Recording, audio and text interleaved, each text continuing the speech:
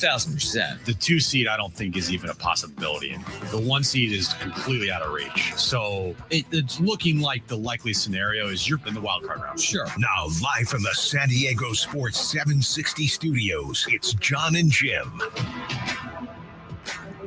San Diego and Southern California, what's going on? Hour 1, Jon and Jim. This is going to be a train wreck, this entire show. Before we even started, it's like me and Jim are like bickering back and forth about like that open right there, for example. Okay. What did you say? You're like, wow, great take. Great take. Like, more than likely, they're going to be in the wild card round. Yeah, that's because they're like 6 games back of anything else. So like there isn't even really a scenario. Now we say that. Maybe the Phillies fall off. Maybe the Padres win 6, 7 in a row. They've done that. That's the one thing we've said about the Padres. They'll lose their 5 straight. They'll win their 5 straight. Kyle Glaser's on the show today, formerly Baseball America, now Friar Territory podcast. He'll join us at 4:30. If you missed Brian Dutcher yesterday, we'll share that conversation with you coming up as well. But another win last night over the Reds, a little bit unconventional. They fall behind. That's not unconventional for them. They've done that a lot. But they storm back against the Reds bullpen. It's a 3rd straight win. Now they try to make it 4 straight. And Michael King is the story. I mean, Michael King is back in the mound. And you look up and you're like, well, you're 2 games out of the top wild card. You're 2 games out of first place, essentially, because you need to pass the Dodgers to win the NL West. But everything we've been saying, it's deja vu. I mean, everything is right there for the taking for the Padres. Yeah, they do this where they'll play some awful, awful baseball. I mean, some of the worst baseball you ever see. Just go back to Friday night. And that kind of feels like, all right, they've hit rock bottom. Now, again, we've always said, and you know the phrase of like, it always can get worse, right? But the saying of there's nowhere to go but up from here. And they put up 18 runs over the weekend. They come home last night. They look completely inept to the first 5 innings against Lodolo. Thank you to Terry Francona for taking Lodolo out for whatever reason. Was it because of a blister issue? Was it because they didn't want to have him throw too many pitches because he's only a 2nd start back since the beginning of August? I don't know what the true reasoning was why they took out Lodolo, but doesn't matter. They took him out and the Padres capitalized right away. And they figured out how to get the job done. And I put out on Twitter last night, if Mike Shildt had to pick a way to win a baseball game, like in walk-off fashion, what would Mike Shildt choose? Walk-off home run, walk-off hit, like a single or a double or whatever, or a sac fly? The votes for that overwhelmingly voted for sac fly. And I think they're right. I think people are right. I think Mike Shildt, his ideal win to win a baseball game, like in a walk-off fashion, is exactly what happened last night. Bun a guy over, sac fly, game over. The guy loves situational hitting. By the way, there's a video of Nick Lodolo last night saying I was running on fumes in the 5th inning. And the first reply from a Reds fan is, this guy is so soft.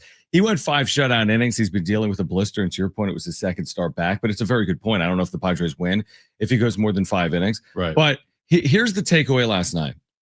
I think the reason Mike Shildt got so emotional with Fernando Tatis Jr. That was, it was an emotional moment. Yeah. I mean, it was. Do you need a Shildt hug today?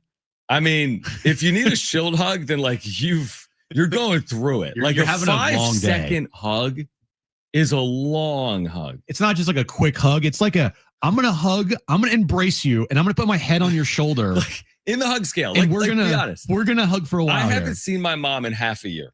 Okay. The next time I see my mom, I think is going to be at some point in October. I'm not sure we're going 5.5 seconds.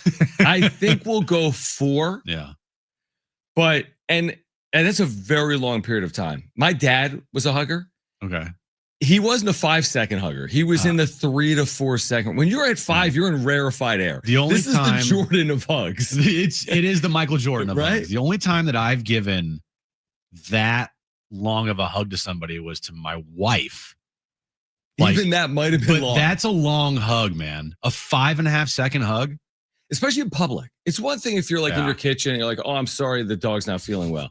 No, seriously. They won on a sac fly on a Monday night against the Reds, and he's acting like they just want to play. I mean, it was an unbelievable embrace. Oh and my Tatis gosh. if it was up to Tatis, I know Brent wants to try. If it was up to Tatis, I think it's only a 1.5 second hug. He tried to get out relatively quick. He gave quick. him the tap on the back after about 3 seconds. Will Wagner. He doesn't have time for 55-second hugs. He won't even be ready for tonight's game if he has to hug everyone that long. They're still hugging. He hasn't even gotten ready for today. Yeah, that was the type of hug that you get if you're like the 12th pick of the first round of the NFL draft. Roger Goodell's like, give me the hug. Yes. Well, like with your family, if you're in the green room and you've slid, man, you're sliding. You were supposed to go top 10. If you're Shador, I don't know if Dion gave him the 5.5-second hug. Dion probably went home. Dion's like, you didn't even get drafted in the first round. You're getting nothing. But the hug, maybe I think it tells you more about Shildt than it does about Tatis. I mean, Shildt is, to your point, because of the hug, I'm completely on board with the sac fly as the greatest thing for him. Without the hug, I'd be like, well, maybe he wants the power. The hug said, this is how I want to win the World Series. I want to win the World Series on a sac fly. I want to win is situational baseball. Yeah. I want to win with the sac bunt and a sac fly. That's how I want this team to win baseball games. And truthfully, like that is the Padres. That's who they are. They are not a team that's going to hit a bunch of home runs. They have recently. Yep. You know, they had 4 home runs in a game as early as Sunday. 3 times in the last 18 games. Yeah, that's very good. It's a lot. Mike Shildt doesn't want to win that way. Guys, stop swinging so hard. He does not want to win that way. He wants to win with situational baseball. And that's who the Padres are. Now, is it frustrating to watch because you're banking on guys to lay down sack bunts? Now, when it works out and they win, it's great. But, you know, sometimes you can get a little too carried away with how many times they're bunting in a game. It's like, oh, here we go. We're in the 3rd inning. They're down by a run. There are runners on first. Let's bunt them over. Do you think the Fermin bobblehead next year is him squaring? Do you think it's just I need him taking bat to square? I need a bunting bobblehead next year. Ferminator, and that's it's half Terminator, it's half bunt. Can we please get a Mike Shildt, Fernando Tatis Jr. with his shirt off bobblehead? The embrace. Like the hug. I am surprised Shildt, if he's going to stick around for a 3rd year as manager, I think he's basically earned his bobblehead. It's a long way of saying this, that they've won 3 straight. Your hopes are up again. You realize that the division is still in play. And now Michael King comes back. And for everyone to truly have their hopes fully up, Michael King has to look like Michael King. Not necessarily today.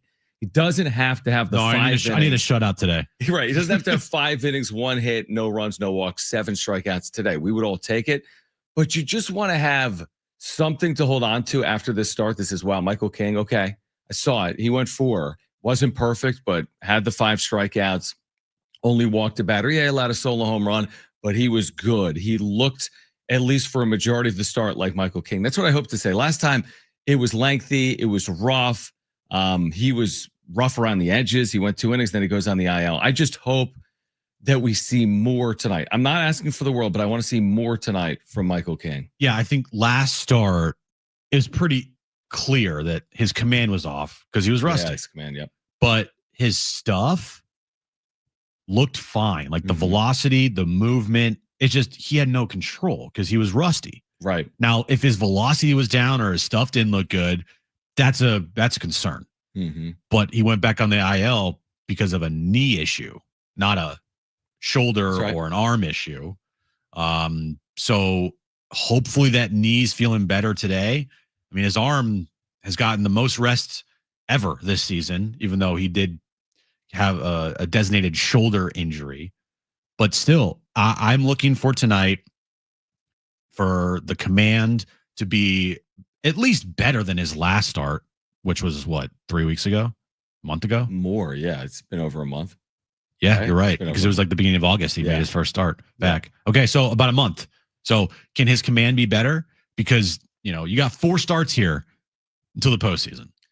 I mean, maybe this is where Mike Shildt gets his credit. Like, if I would have told you that Michael King would throw 2 innings from May 18th on, and the Padres could still win this division. Now, some of that has to do with the Dodgers' poor play, but that's pretty impressive. I mean, they've played well without Michael King by and large. By the way, his start a month ago tonight, Wow. August 9th, he made a start against the Red Sox. The Padres won the game 5-4 in 10 innings. He went 2 innings, allowed 2 runs. So it's been a month. He's made just 1 start since May 18th. He went 2 innings. That's why it's probably unfair, honestly, for me to even say he needs to look better than he did even a month ago. I mean, a month's a long time not to pitch. Yeah. And he's only made 1 start since May 18th. I mean, what are we really asking for? Just his health. Probably 27 up, 27 down. I just want him to be healthy coming out of it. Yeah. I mean, I don't want him allowing 8 runs. Yeah, you can't have this, hey, he pitched 4 1/3 tonight, and then 4 days later, he has a knee issue or his a calf or something. Like, no. This is it. You're done. You're not going back on the IL. You got to stay healthy. We're not letting you. Yeah. But here's the thing is there a world that you see the Padres competing for a World Series without Michael King? Because my answer to that would be no. It's going to be really hard. I mean, we watch it day in and day out, and it's hard to envision with the rotation as currently constructed without Michael King that there's enough there to win 3 or 4 series. Like, who's your number 2 starter without Michael King? Like, seriously, who's your number 2? Well, on the road, Yu Darvish, and at home, Dylan Cease? Yeah, probably. I'm saying even there, you have a big time question mark with your second postseason game. Now you don't if Michael King 2 or 3 starts from now is going 6 innings, allowing 1 run. Then it's like, all right, yeah, like now, okay, slot him right in, and now we're on the path. Where now it's your 3rd starter, and you can envision it happening. I think without a second starter, it's asking a lot. It really is, because the Dodgers won the World Series last year with two starting pitchers. Flaherty and Yamamoto. Now, they did have Buehler pitch pretty decent for them in the postseason. Good numbers, you're right. But they didn't have that like full rotation. It was mostly Yamamoto, who didn't pitch deep into games until the World Series, and then Flaherty, who was probably their most reliable starting pitcher in the postseason last year. And then Buehler, ups and downs, but still he went out there. And they had a lights out bullpen. Can the Padres win with kind of the same formula? I think they have a better rotation than the Dodgers did last year. If Michael King is healthy, like, this is all predicated on Michael King. Exactly. Like, everything that we talk about with the Padres' chances of them going deep in the postseason and winning a World Series, everything hinges on the health of Michael King. Exactly. Is what you're talking about without him is where are you turning with your second starter? And with him, it's more like where are you turning with your 3rd starter? I just think there's more of a path with Michael King. I know there's more of a path with Michael King. We're going to hear from him on the other side. He did speak with the media yesterday. So we'll hear from Michael King, his thoughts as he returns. Just his 2nd start since May 18th. If you missed Brian Dutcher yesterday, the Aztecs men's basketball schedule is out. You'll hear Dutch at 2:30. Kyle Glaser will join the show coming up at 4:30. Used to be with Baseball America, now the Friar Territory podcast. So Kyle Glaser, a great resource for Padres fans, will join us live at 4:30. We're just underway. We're going to hear from Michael King coming up next as he makes his return to the mound tonight. This is Jon and Jim, San Diego Sports 760, live on the iHeartRadio app.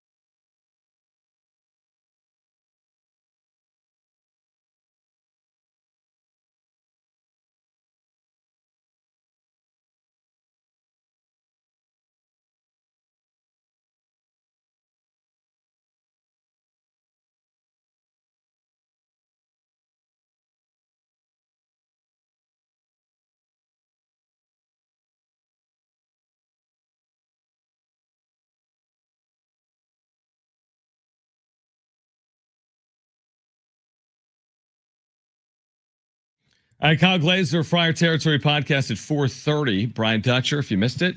Coming up at 2:30, we're going to hear from Michael King momentarily. He starts tonight. We do remind you can listen to Jon and Jim on the free iHeartRadio app, which reminds me,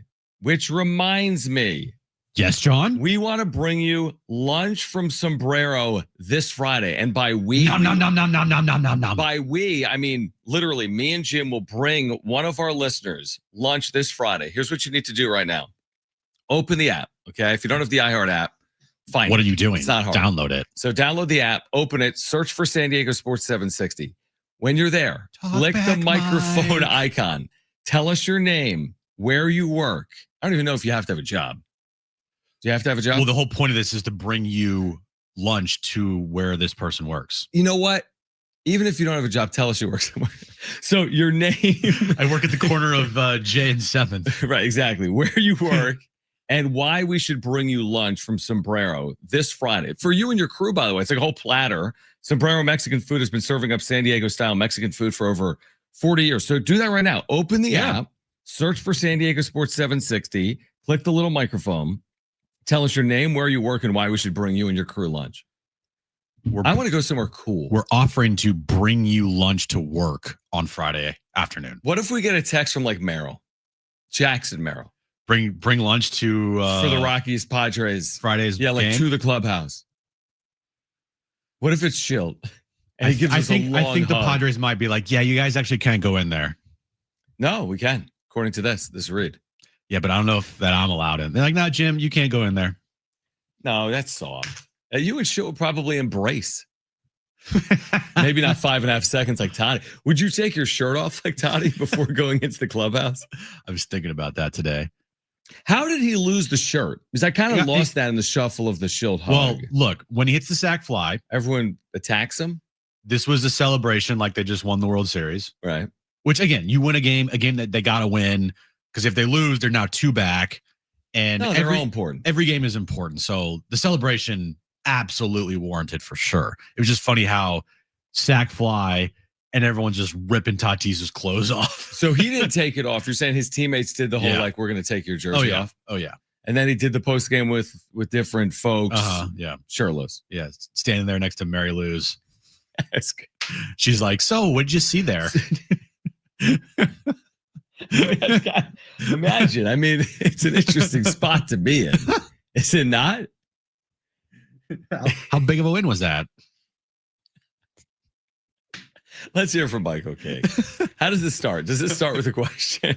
This is Michael King yesterday. How are you feeling and where are you at with the knee and how it's feeling right now? Feeling very good. I threw 5 innings on Thursday. Feel like I'm ready to go. Is discomfort gone or are you just kind of managing it now? Or? It's good. Okay, all right. It feels good. What is it that tells you you're ready to go? Command, velo, recovery, movement of pitches, all that kind of stuff. I was able to make 1 pitch adjustments in my delivery, which is something that I haven't done for a while. Was it a big deal to do some things like getting off the mound, of course, fielding? Yeah. So, I mean, obviously fielding your position is part of pitching, and I wanted to be confident doing that. And we mixed in some like coaches hit PFPs, but there were also some natural. I got fielded a bunt. There was a swinging bunt. Different stuff like that. It was good. I know you would have liked to be there all year, right? But what does this timing do for you? Do you feel like there's still a good ramp-up time? Should you guys make the postseason at all? Sure. Yeah. It was a frustrating year for sure. Yeah. Being on the outside looking into a very, very winning team is fun to watch, but also I get very jealous. Honestly, I just really want to try to contribute as much as I can in these next 2 months, and hopefully we're victorious at the end. You said 2 months. So you obviously have plans for the season to go on. Like, you want to come back, you want to do well in every single one. But is it also kind of a build-up to being really good that 4th or 5th start? I think that's why I did an extra IVP. I probably was fine to pitch in a game, but now there's expectations of winning every time out. So I'm gonna hold myself to that standard where I'm winning ball games every time I go out there, and I don't want any of these to feel like a rehab outing or feel like I'm just getting my feet under me. I'm sure there will be growing pains, but I gotta do my job, and that's what Shilt's asking me to do. And you expect to be by the postseason? Michael King pitched in the last postseason. Tomorrow would be that way too. So I mean, yeah, we 18 games left, 19 games left, whatever it is. So yeah, I'm just trying to be that guy for however many games we got left. Michael, what were some of the biggest challenges for you during this IL stint, both mentally and physically? It was definitely hard to swallow coming back and only getting one outing. That stinks. But and it's the same thing where I see my boys out there grinding, and I feel like I haven't been able to participate. So I just wanted to make sure that I was ready to go, and now just contributing as best I could. How's this thing going right now? Very excited. I feel very healthy. So it's fun to be a part of this team and play the game I love. So I'm very excited. Is it different from how you've seen when you started? Can you say that? Sorry.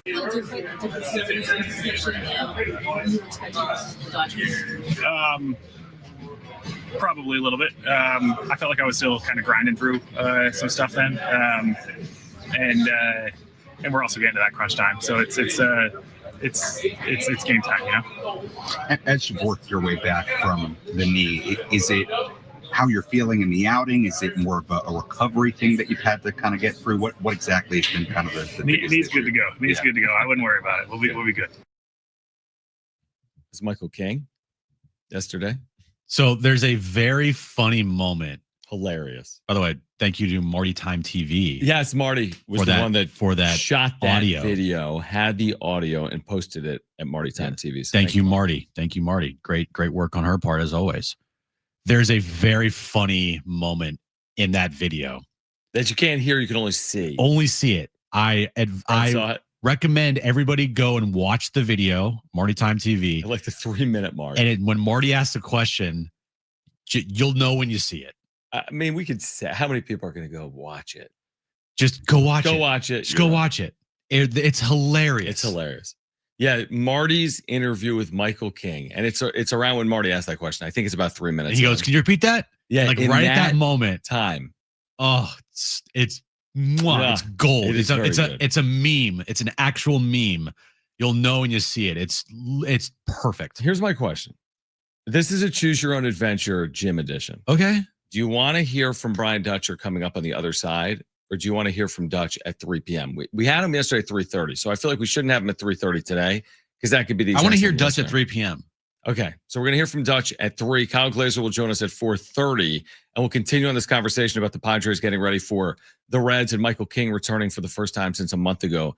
Today on the other side, our phone lines are open, 877-767-4760 if you want to weigh in, 877-767-4760, or you can text us, 70470. Start your message with the word team. This is Jon and Jim on San Diego Sports 760 and live on the iHeartRadio app.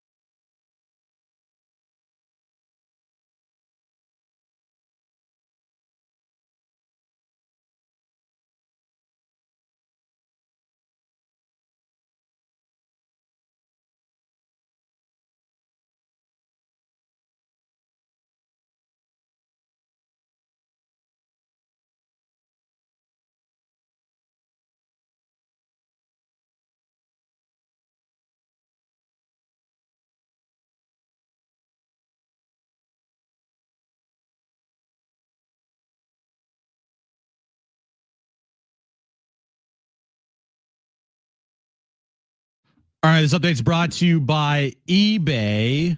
Padres walked off the Reds last night 4-3 in 10 innings. Dodgers also won last night.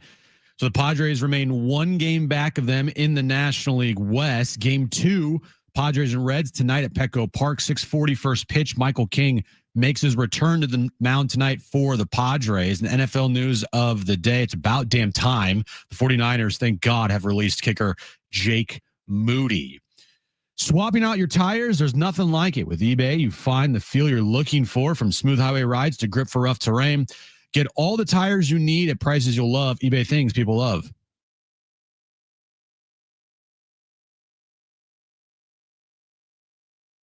All right, Jon and Jim. We're going to hear from Colin Cowherd coming up. Last night between the Bears and the Vikings, we'll react as well. Plus, Brian Dutcher at 3 p.m. and Kyle Glaser will join us live at 4:30. We haven't yet seen a Padres lineup. There's been a topic, obviously. Oh, today's good 8 hours. Today's the day where I'm like refreshing the timeline constantly to wait for this lineup, because it's a right-handed Reds starter. So do they go back to what we saw in Colorado, where they moved Jake Cronenworth over to short and they moved Luis Ariz over to second, or do they not? And they keep an awful hitting shortstop in Jose Iglesias in the lineup. Now, Mike Shildt a couple of days ago said it's fluid.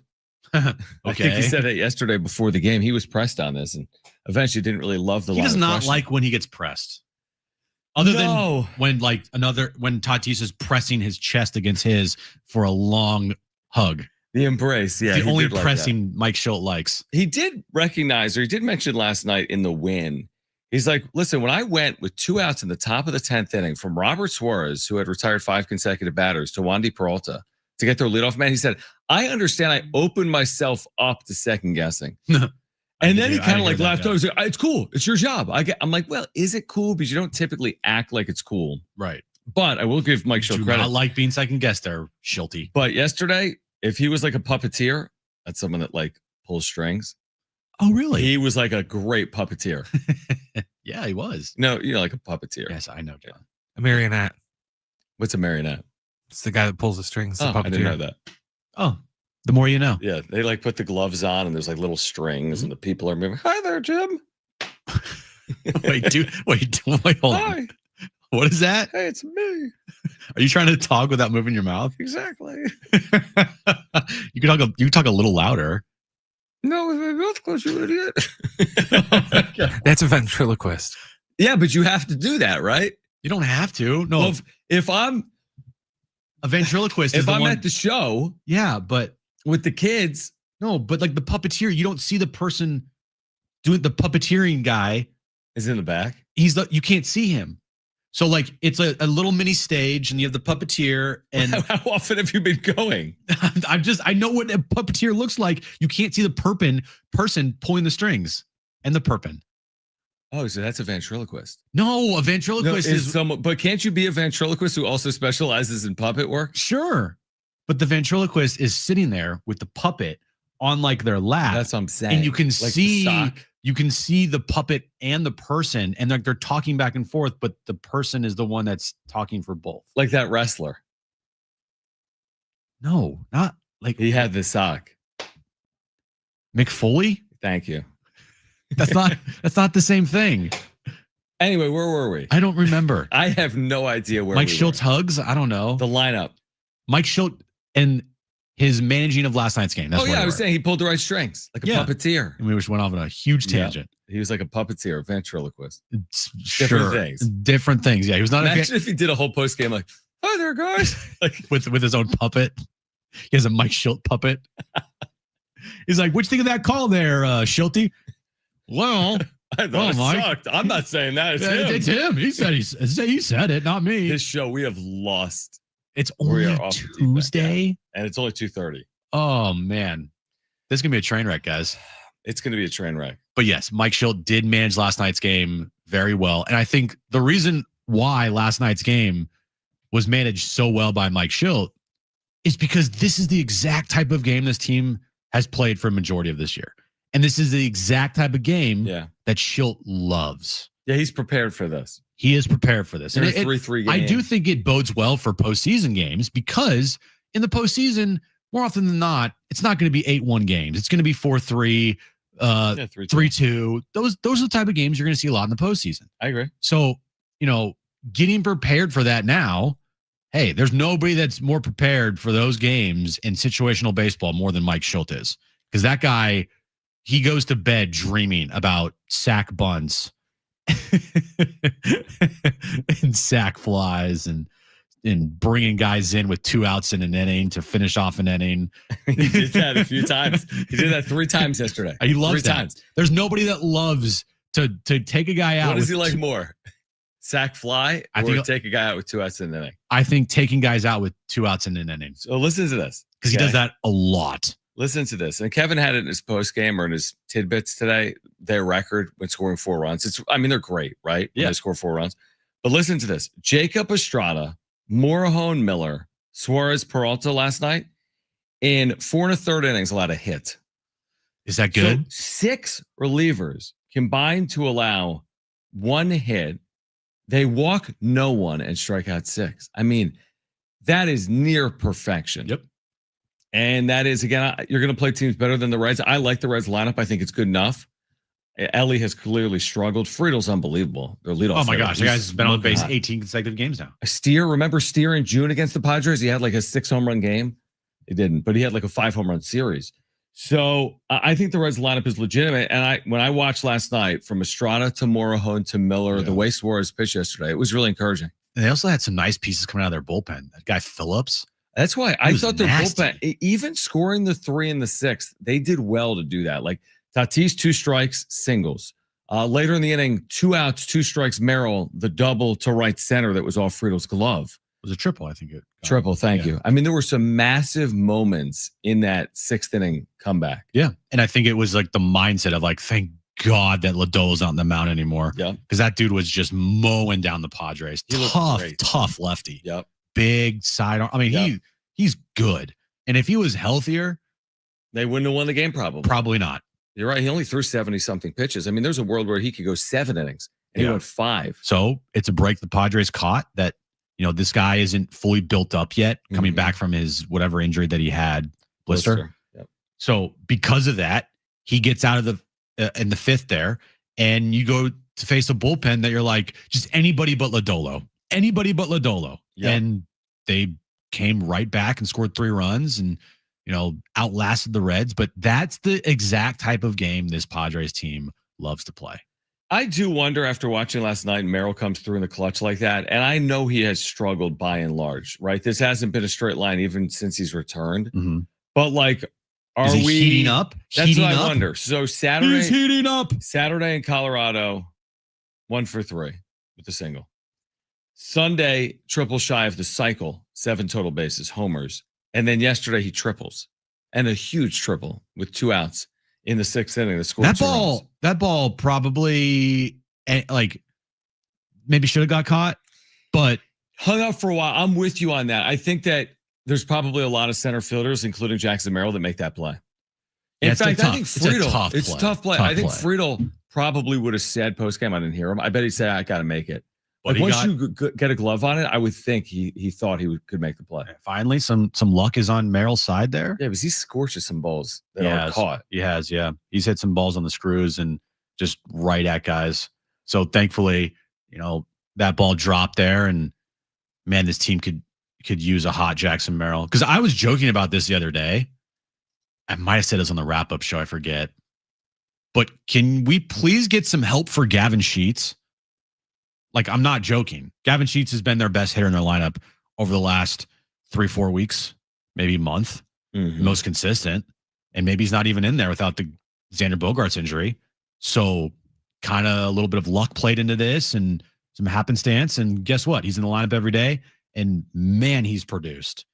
And you need to get another guy that's hot with Gavin Sheets. Manny Machado's not doing it. Fernando Tatis Jr. is kind of just whatever, but hey, he's hitting sack flies to win games, so you take it, and hopefully that's a confidence boost for him. But for the rest of the game, get Gavin Sheets some help. He needs it. Yeah, That's fair. That's fair. And I think maybe Merrill 5 for his last 12 over the last 3 games. I think just anecdotally, for whatever reason, I can't find it. I think Tatis has been better recently as well. A little more power. Had that big hit yesterday to start the rally in the 6th inning. Had the sac fly. Anecdotally, without me really knowing, I feel like Tatis has been better. Well, let's look. I said 231 in September. Okay. So maybe not. But what's he done? He's 6 for his last 30, John. Yeah, 200. Like I said, he's been better. All right. On the other side, we're going to hear from Colin Cowherd. But he has hit 2 home runs in his last 15 games or last 7 games, which is more than he hit in the previous 40. Right. All right. We're going to hear from Colin Cowherd on the other side, his thoughts on last night, how it played out with J.J. McCarthy leading the comeback in Chicago against Caleb Williams and the Bears. Cover your ears, Brent. Also coming up at 3 p.m., Brian Dutcher, if you missed our conversation with Dutch from yesterday. And then at 4:30, Kyle Glaser, Friar Territory podcast will join us live. So a lot to get to. We're here until 6 p.m. This is Jon and Jim, San Diego Sports 760, and live on the iHeartRadio app.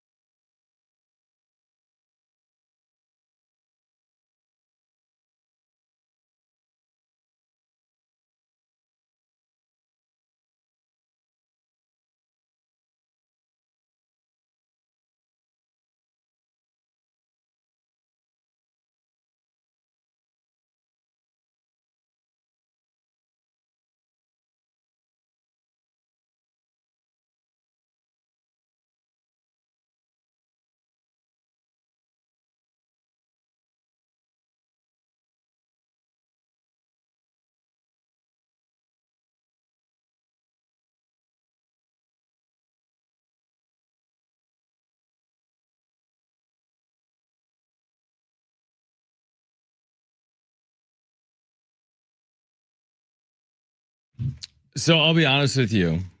And Brian Dutcher at 3, Kyle Glaser at 4:30. I had written off J.J. McCarthy's career with 6 minutes to play in the first half. Okay, there's that quick. 3 and outs. That quick.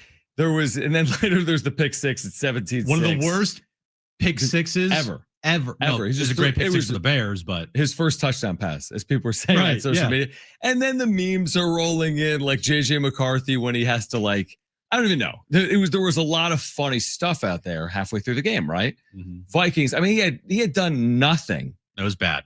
He had done nothing, and then all of a sudden he kind of did everything. And obviously he got the last laugh. They come back to win. They beat Caleb Williams and the Bears. Ben Johnson's debut spoiled Vikings buying a rookie quarterback. He didn't play last year. Yeah. Winning on the road behind J.J. McCarthy. That's one of those like, oh, I wasn't familiar with your game, even though I kind of was familiar with his game, but I wasn't really familiar with his game. I wasn't familiar with that part of it. Like, now, Michigan, when he, won the national title at Michigan, let's face it, that team was led by their defense.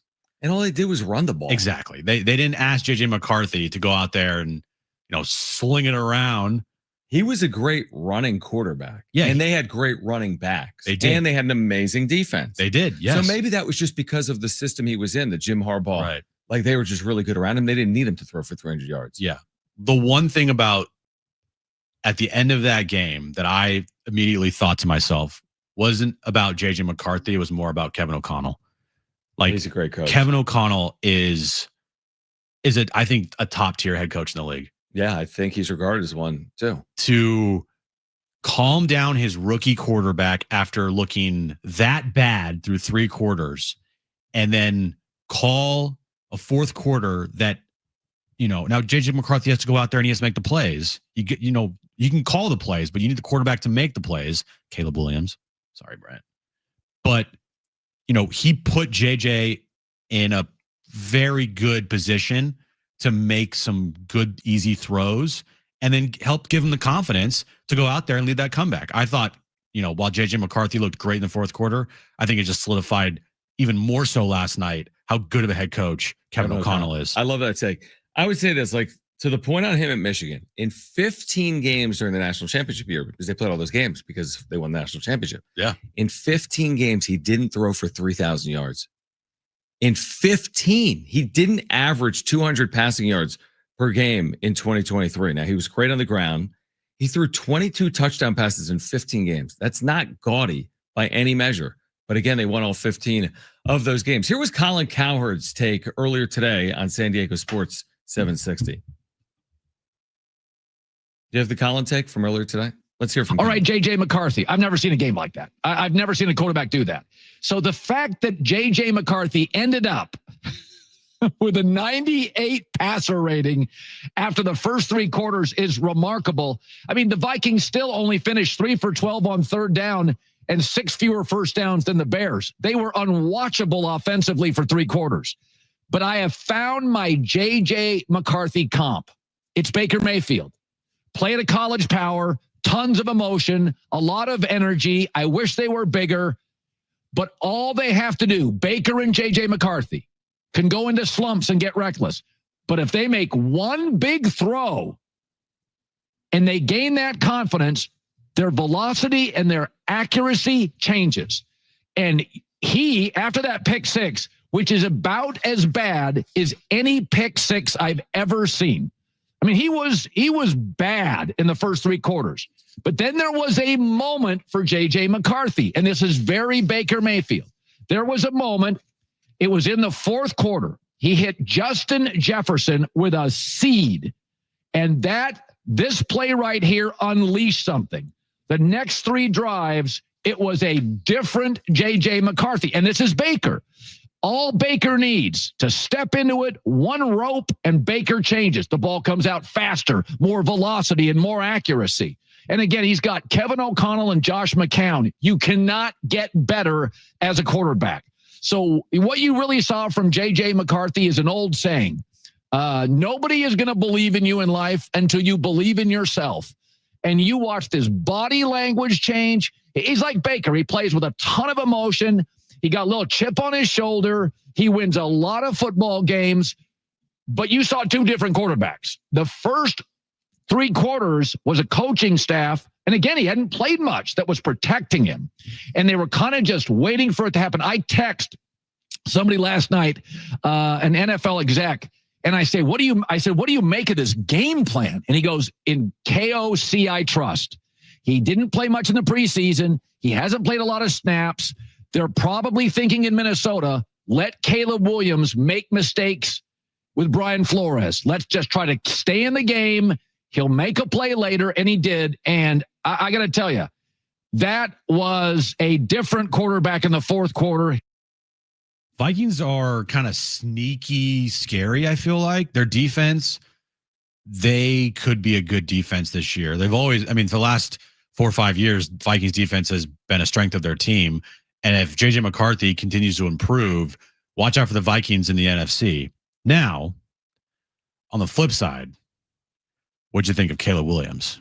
I mean, it's a problem in terms of, listen, the bar was set high for Caleb Williams, correct? Coming out? Well, when you're the number 1 pick, yeah, it's pretty high. I mean, but he's not that player. No. Like, I mean, we've already seen it in 1 year. You saw Jaden Daniels, right, last year? Mm-hmm. Is he Jaden Daniels? No. He's not Jaden Daniels. So that's my point. If the expectation is Jaden Daniels, they don't have Jaden Daniels. Now, do I think he can play better than he played last night? I kind of hope so. But there's some inherent issues with the Bears, and it might start. I mean, again, the Caleb Williams pick, we might look back at the Caleb Williams pick, number 1, and when did Jaden go in that draft? What, 3? I mean, that could be seen as one of the all-timers. No, he went 2. Did he go 2? Did Jaden go 2 or 3? I don't know. He might have gone 2. But isn't that kind? I mean, that could be seen as an all-timer. Could be, yeah. That's what I'm saying. So, like, and again, if you're going to compare him to Jaden Daniels, I just don't see Jaden Daniels and Caleb Williams. Here's the other thing, by the way, on JJ. Now that it's on film, I still need to see what it's going to look like moving forward. Like, that's the first time he's ever played in the NFL. Everything's brand new. It flips on a dime. So I don't know if I'm going to expect that week in and week out from JJ McCarthy. But the Caleb Williams things, I mean, the book's been out. Like, I don't know, that USC player that everyone thought he was, I don't think that's the player you're going to see in the NFL. I remember listening to a podcast with Steve Young and talking about young quarterbacks. Mm-hmm. Steve Young knows a little thing about quarterbacks, right? Pretty good. Yeah. And the one thing that he said that has always stuck out to me is you can't teach accuracy. Yeah, he had some bad misses. And you either have it or you don't, because the accurate part of being a quarterback is so important. You got to hit the layups. You know, the wow plays, those are all off script. Those are all things that, you know, the Patrick Mahomes of the world. I mean, Caleb made some plays last night. You're like, whoa, but they were all off script. Mm-hmm. The one thing that will take you from a good quarterback potentially to a great quarterback is, like, you got to hit the layups. Because if you can't hit the layups, you're going to struggle. Well, there's that video last night of, it's like maybe like a seam route. I mean, there's just a guy open down the left sideline, right? In the NFL, it's considered a layup. And not only does he miss him, he misses him by 15 yards. Yeah, I mean, he threw the ball out of bounds. I mean, it was nowhere near in the vicinity. But that wasn't the only play. I mean, there were multiple. This has been an issue. This has been, I mean, I go back to the throwing balls at the net. Oh, yes. I forgot about that. The thing with Caleb Williams, it's a great point. Like, the arm is strong. He can make those eye-popping plays. But in the NFL, you also just have to make the plays to move the chain. The layups is a great point. Like, you cannot miss at that level on those throws. Right.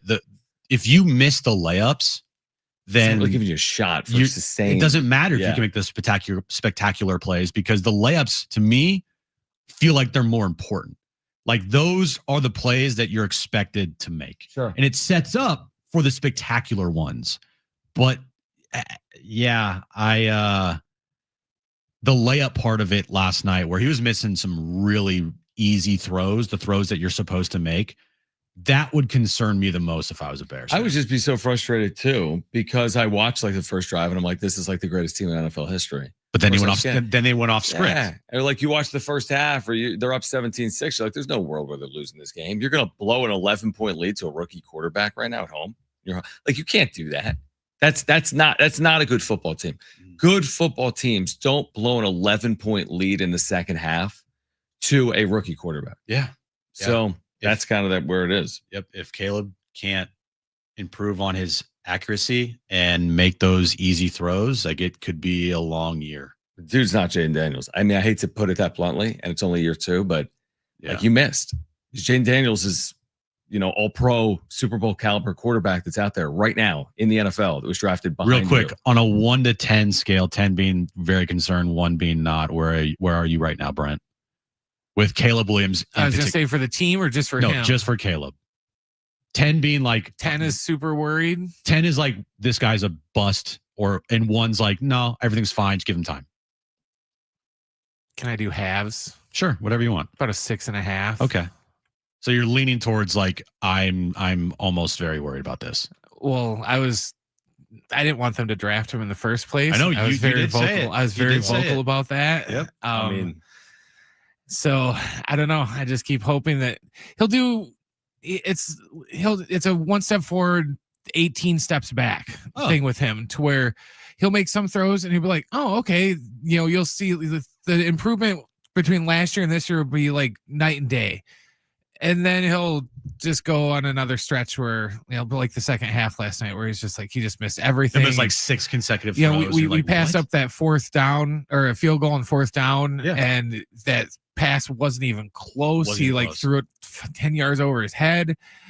And I don't know. It's like you said, you have to hit the layups. Caleb Williams 1, Jaden Daniels 2, Drake May 3. Okay, the 2024. So that's it right there. Draft. All right, we're gonna hear from Brian Dutcher on the other better side. than Drake May.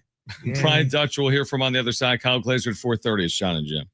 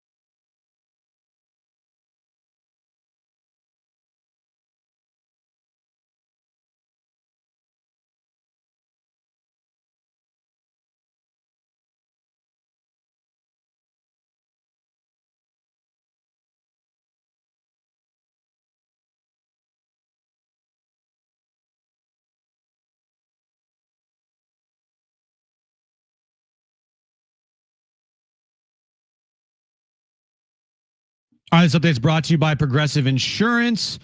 Game 2 between the Reds and the Padres tonight at Petco Park, 6:40 first pitch. Padres are just one game back of the Dodgers in the National League West, and Michael King makes his return tonight to the mound for the Pods. And NFL news of the day, the 49ers have released kicker Jake Moody. Progressive Commercial Insurance can protect your small business with over 30 coverage options, an easy-to-use mobile app, personalized discounts, and more. Get a quote in as little as 8 minutes at progressivecommercial.com. Discounts and coverage selections not available in all states or situations.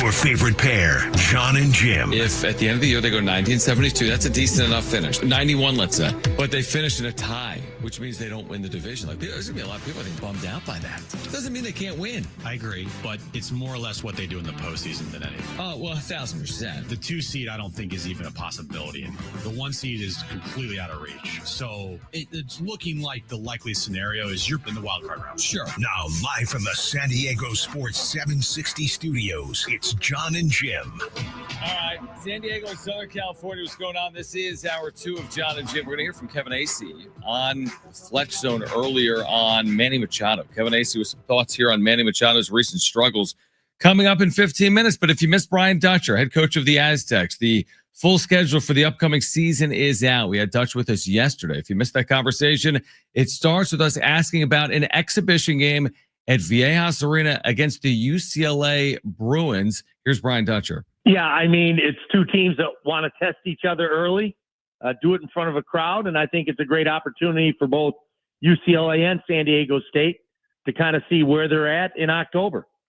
So looking at this schedule here, Dutch, Michigan, Oregon, Arizona, it's a good non-conference schedule. How important will those games be for, when it comes, March time to make your resume the best it possibly can be? Well, that's the reason we got in last year. Those early wins over Creighton and Houston in the Players Era event in Vegas, and we're right back in it again this year. And obviously we have Michigan and Oregon, our first 2 games, and then there'll be a third game that'll be a high major game. And so I just believe that you schedule to try to make the NCAA tournament in November. If you falter, you still have the conference and the conference tournament to play your way in. But we've never ducked anybody. And I think if you look at this schedule, you throw Arizona in there too, it's a very competitive schedule. And the Players Era tournament where you will play Michigan and Oregon and then a third team, whenever that is, or whenever you find out who that is, that tournament is turning out to be a very important tournament for many reasons, not just to help your resume, but as far as NIL money goes, that goes a long way here for the future of this program. Yeah, I mean, we're to the revenue sharing end of college basketball right now when the judge gavelled the ruling. And so there's a little bit more control over it. But with that being said, I still have to be out there raising that revenue for our program. And the Players Era event that puts $1 million into our NIL coffers and gives us a chance to continue to keep San Diego State relevant on a national level. And that's important not only for the games, but for the financial end of it where we can put a team together. To that point, and Brian Dutcher with us right now. Again, the Aztecs will open their season for real November 4th against Long Beach State, and a former Aztec assistant, now the head coach there, Chris Acker. So Long Beach State will be at Viejas Arena on November 4th, but a pair of exhibitions, including UCLA and USD at Viejas Arena. But Dutch, to that point, going back to the UCLA exhibition, that's impactful as well, right? Because some of the funds and the proceeds from that game are going to benefit the recruitment and retention fund, which is directly impacting your program, right? Absolutely. The USD exhibition game will be part of the season ticket package. I think we're giving the fans 17 games in the package, which is as many as we've ever given them. But in order to make money, in order to keep San Diego State basketball moving forward against national competition, we're going to play an NIL game at Viejas Arena. We were offered to move the game to a neutral site, but I just thought it was important we played at our arena in front of our fans. And I think the opportunity for them to purchase tickets to help the program, I think will go a long way. Dutch, we always talk about metrics, and the Mountain West the last few years has been so solid across the board, getting right 3, 4, 5, 6 teams into the NCAA tournament. What's the impact of the addition of Grand Canyon, a team that's been in the tournament, that has had good metrics? You'll play them both in Phoenix and in San Diego this upcoming year. It just adds to our strength of schedule.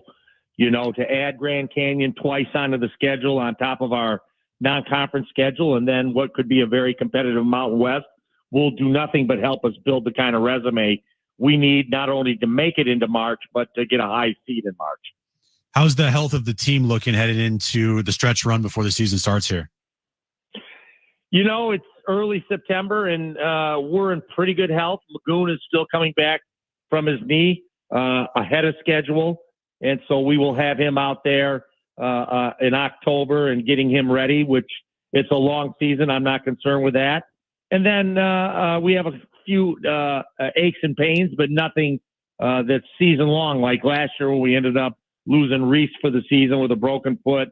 We had Nick Boyd last year who broke a foot and missed the beginning of the year or lead up to the year. And so we're pretty healthy for the most part right now. Speaking of Reese coming off that broken foot, how has he looked this off season getting ready for the upcoming year? He looks good in practice. I mean, he's getting his timing back.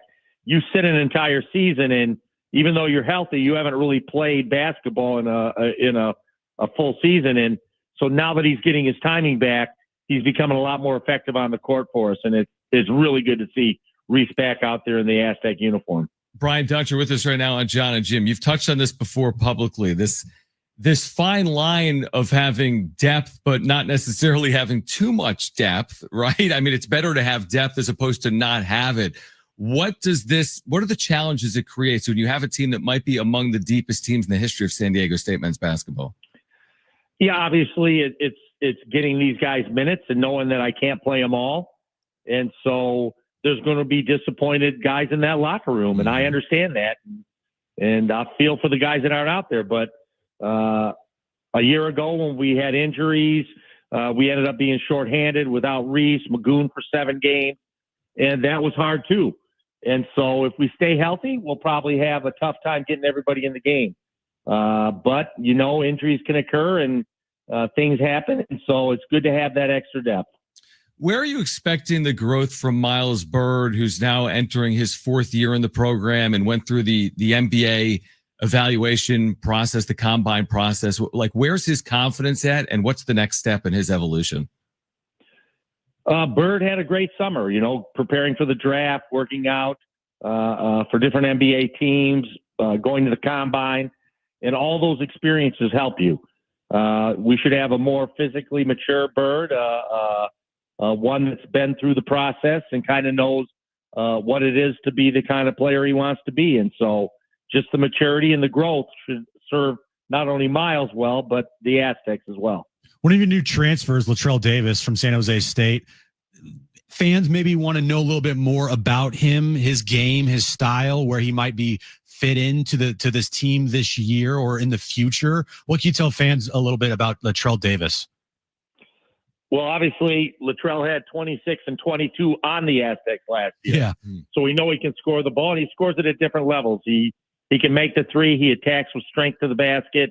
And so Latrell's going to be a very important addition to what we're doing. And he's looked good in practice and will continue to get better as he gets accustomed to the Aztec system, both offensively and defensively. What's the first summer like, Dutch, in your program when you look at your freshman class, a year ago with Taj and Farrow, right now, LZ Harrington and Tay Simmons? What's that process like? You got this veteran group, you got 5th and 6th year players, but now you have these newcomers coming in. What's that process like for them as they come into college? Yeah, I mean, I'm real happy with our freshmen. Tay's been battling a bit of a hamstring, a strain, and so he's been limited, but LZ's looked good in his practice minutes. A year ago, we were playing out of our top players, 6 of them were freshmen and sophomores. And now those guys have grown into sophomores and juniors. So we're excited with the progression of the team, that the older you are, the more experience you have, generally, the better your team's going to be. And we got to hope that's the case. With the offensive weapons you have, and Brian Dutcher with us right now on San Diego Sports 760, what's the acclimation process been like for Sean Newman Jr.? Last year, 3rd in the nation in assists per game. I think I just saw some graphic in terms of returning players in assists per game. He might be first or second in the nation in terms of returning players. How has he fit in so far?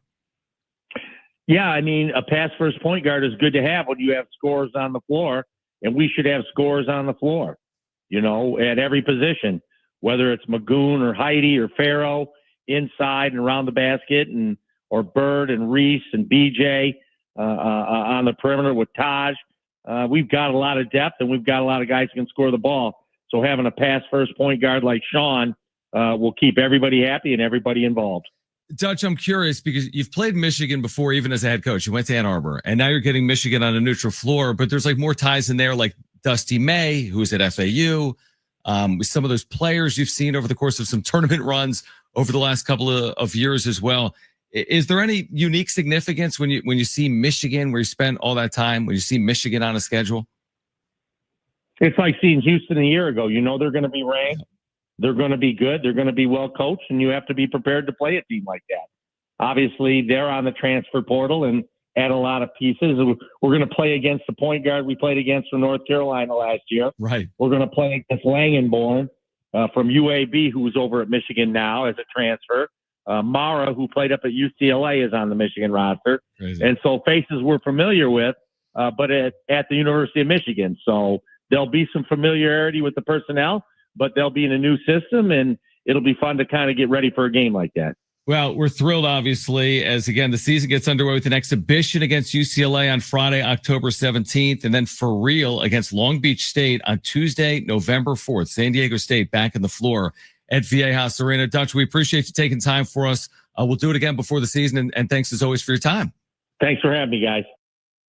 All right, great stuff from the 9th year head coach of the Aztecs. We will hear from Kevin Acee, his thoughts on Manny Machado with Fletch Zone earlier today. Plus, the Padres have activated Michael King, which makes sense because he's starting tonight. Part of it. So if you're going to start tonight, they're going to need him on the active roster. We'll tell you about the corresponding move on the other side. Jon and Jim, San Diego Sports 760 and live on the iHeartRadio app.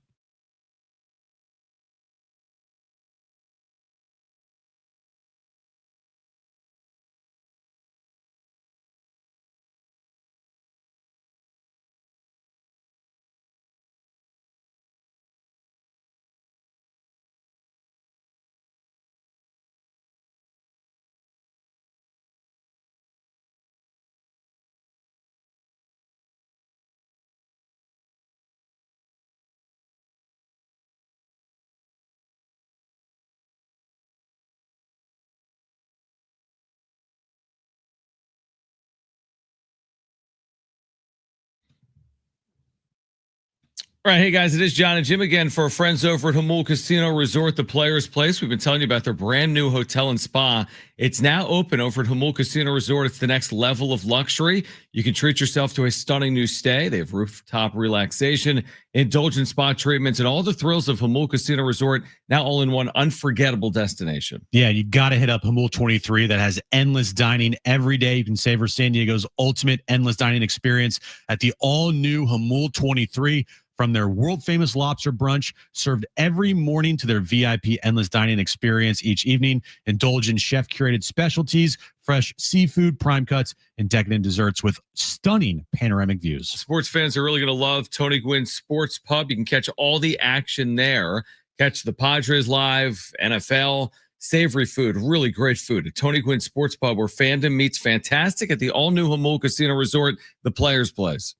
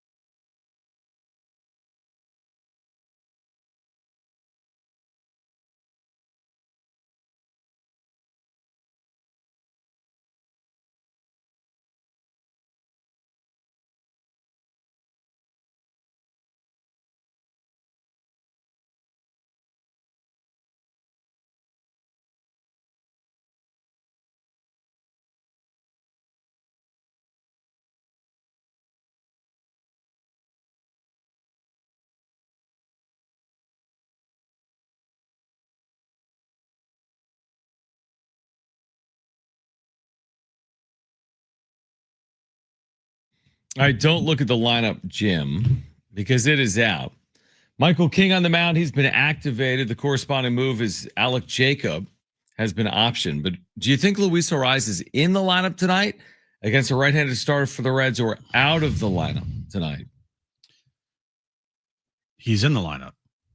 It's a righty? Against a righty, he would be in the lineup. Is he not in the lineup? He's not in the lineup against a wow. Yeah, it's funny. I was actually thinking, you're right. So the lineup has O'Hearn at first.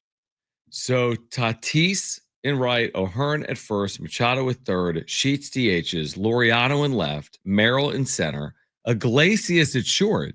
So they didn't play that game, right? They didn't move Cronenworth to short and put Ariz at second. They have Iglesias at short, Cronenworth at second for mean catches. So no Luis Ariz against a right-handed pitcher. That's just kind of odd, actually, because he's hit right-handed pitching. That hasn't really been the conversation. The conversation about Ariz has been against left-handed pitching. Yeah, what? Huh? Yeah, it's a little odd. All right, I'm just looking up. So Luis Ariz against right-handed pitching this year, John. Mm-hmm. All right. He's hitting 297 with a 748 OPS against righties. That's good. 250 with a 604 OPS against lefties. Big difference. Big discrepancy. It is a righty tonight, right, for the Reds? It is a righty. Yeah. And then, so Iglesias is in the lineup tonight, He right? is, at short. All right. So what has Jose Iglesias done against right-handed starting pitching? You ask? Yeah, I don't know. This makes no freaking sense. Defense first. He's hitting 212 with a 481 OPS against right-handed pitching this year. Yeah, it's very odd. It's very odd. Yeah, that's not what I was expecting. Kind of makes zero sense. Yeah, it's interesting. I mean, it speaks to Mike Shildt saying it's a fluid situation, doesn't it? Because he said that here recently. Now, I didn't know how fluid it would be. As in, he's only once started Cronenworth at short and Ariz at second, right? He's only once started Cronenworth at short and Ariz at second. Right. And he doesn't do that today against a righty. Okay. Then you look at what Ryan O'Hearn, because that's essentially the guy that is being replaced or replacing Luis Ariz. Yeah, O'Hearn should have a much higher OPS against right-handed pitching than Ariz, right? It's got to be 800. Let's see here. O'Hearn against right-handed pitching, 277 with an 808 OPS. Yeah, so that's probably a more impactful bat because of his OPS. But that doesn't change the fact that you could get both of them in the lineup. You could get both of them in the lineup. They just did it actually 2 days ago, right? Yeah. Sunday. Like the Sunday lineup is supposed to be the lineup going forward against right-hand started pitching until Bogarts returns. Right. But yet you then, whatever, dude. No, you're allowed to get upset because he's a right-handed starting pitcher. We said we wouldn't get upset against a lefty because they don't have the best lineup against lefties with all their left-handed batters. But against a right-handed pitcher, we said we get upset. Yeah. So you're upset. Makes no sense. Yeah, it really doesn't. It really doesn't. I don't I don't get it. I don't get it. I really don't get it. I know he values and loves defense more than anything. That's your reason. If we hear from show pregame, which we should, right? I hope someone asks. If someone, Darnay, if you're driving down there right now, if someone is going to be in that scrum, someone needs to ask about the lineup. You have to be able and willing to ask every single day. I'd prefer to hear about the lineup than I'd need to hear about the lineup each and every day. We're at that point of the year. There's 18 games left. We should be discussing the lineup with the manager before the game. Every single game.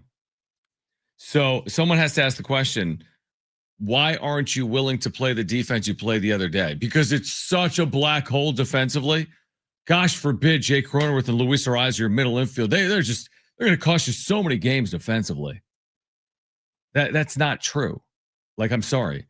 But their range, John, Luis Ariz's range is some of the worst range of a second baseman in this. Who cares? Mm-hmm. Manny's range, go look it up at Baseball Savant. It's bad. Yeah.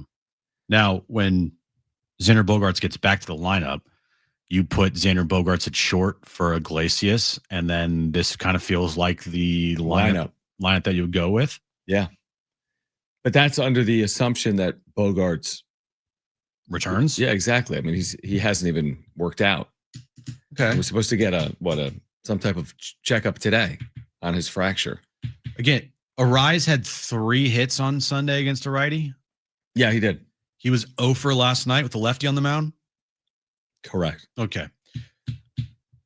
I just Only read 2 of those at bats maybe against lefties. Probably, but Yeah. still, he did go 0 for last night. Yeah. I just read you the numbers. Jose Iglesias is just flat out awful against right-handed starting pitching. Yet he's in the lineup tonight over Arise. And I know the Rise has been the conversation starter of like, Arise can't be in this lineup. Well, he's going to be in the lineup, but he should be in the lineup against only righties, not the opposite, where he's in a lineup yesterday against a lefty and then out of a lineup against the righty. And I hate the fact that nobody checks Mike Shildt on this fallacy that, when they play poorly, it was because their defense really give let me a them break down. with that. And because it's been proven to be incorrect. When we had Kevin on yesterday, it's like, yeah, maybe when their defense has let them down, it's like, well, you know who let them down? It was like Iglesias and Machado and Cronenworth, like the guys that are supposedly the good defenders.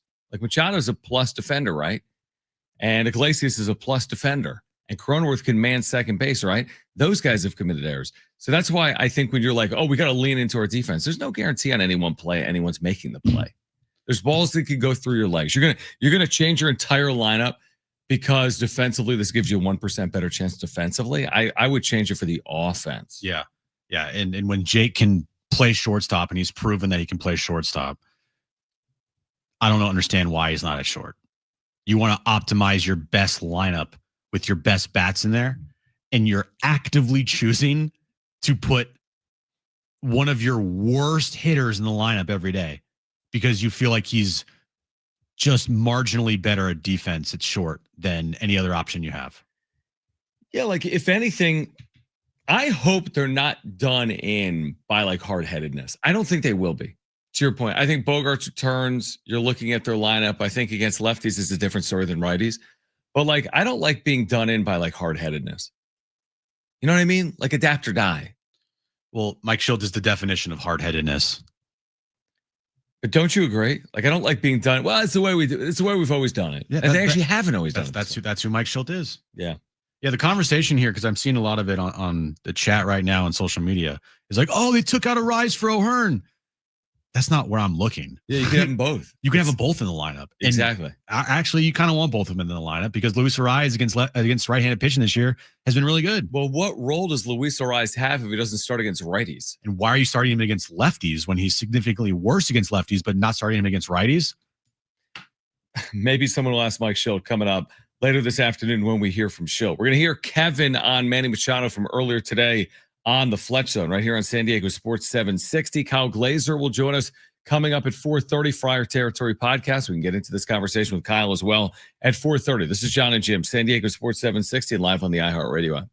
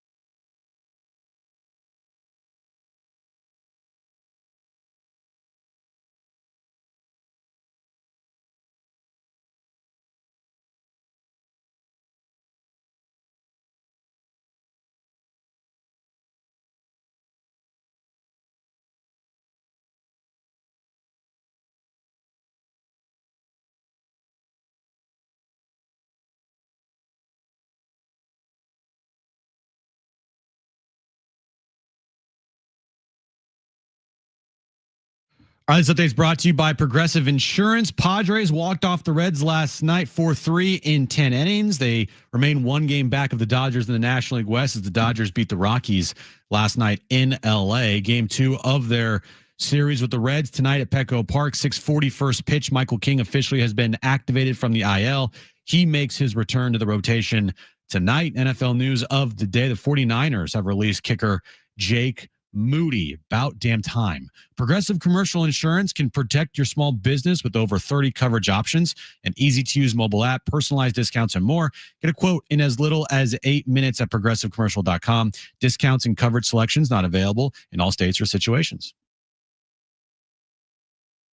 All right, Kyle Glaser is going to join us coming up at 4:30. Friar Territory podcast. His thoughts on the Padres, this NL West race, this lineup. Well, join us at 4:30. We remind you the iHeartRadio Music Festival is back. Live performances by John Fogerty, The Offspring, more. September 19th and 20th at T-Mobile in Vegas. 2 nights, 1 stage. Buy tickets at AXS.com. And while the world is listening on iHeartRadio, you could be there. Get all the information at sportssd.com/festival. Now, I've not heard this. This was Kevin earlier today.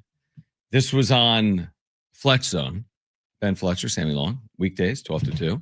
San Diego Sports 760. So this was Kevin on our now we have him Monday, Wednesday, Friday. Fletch Zone has him whatever today is, Tuesday.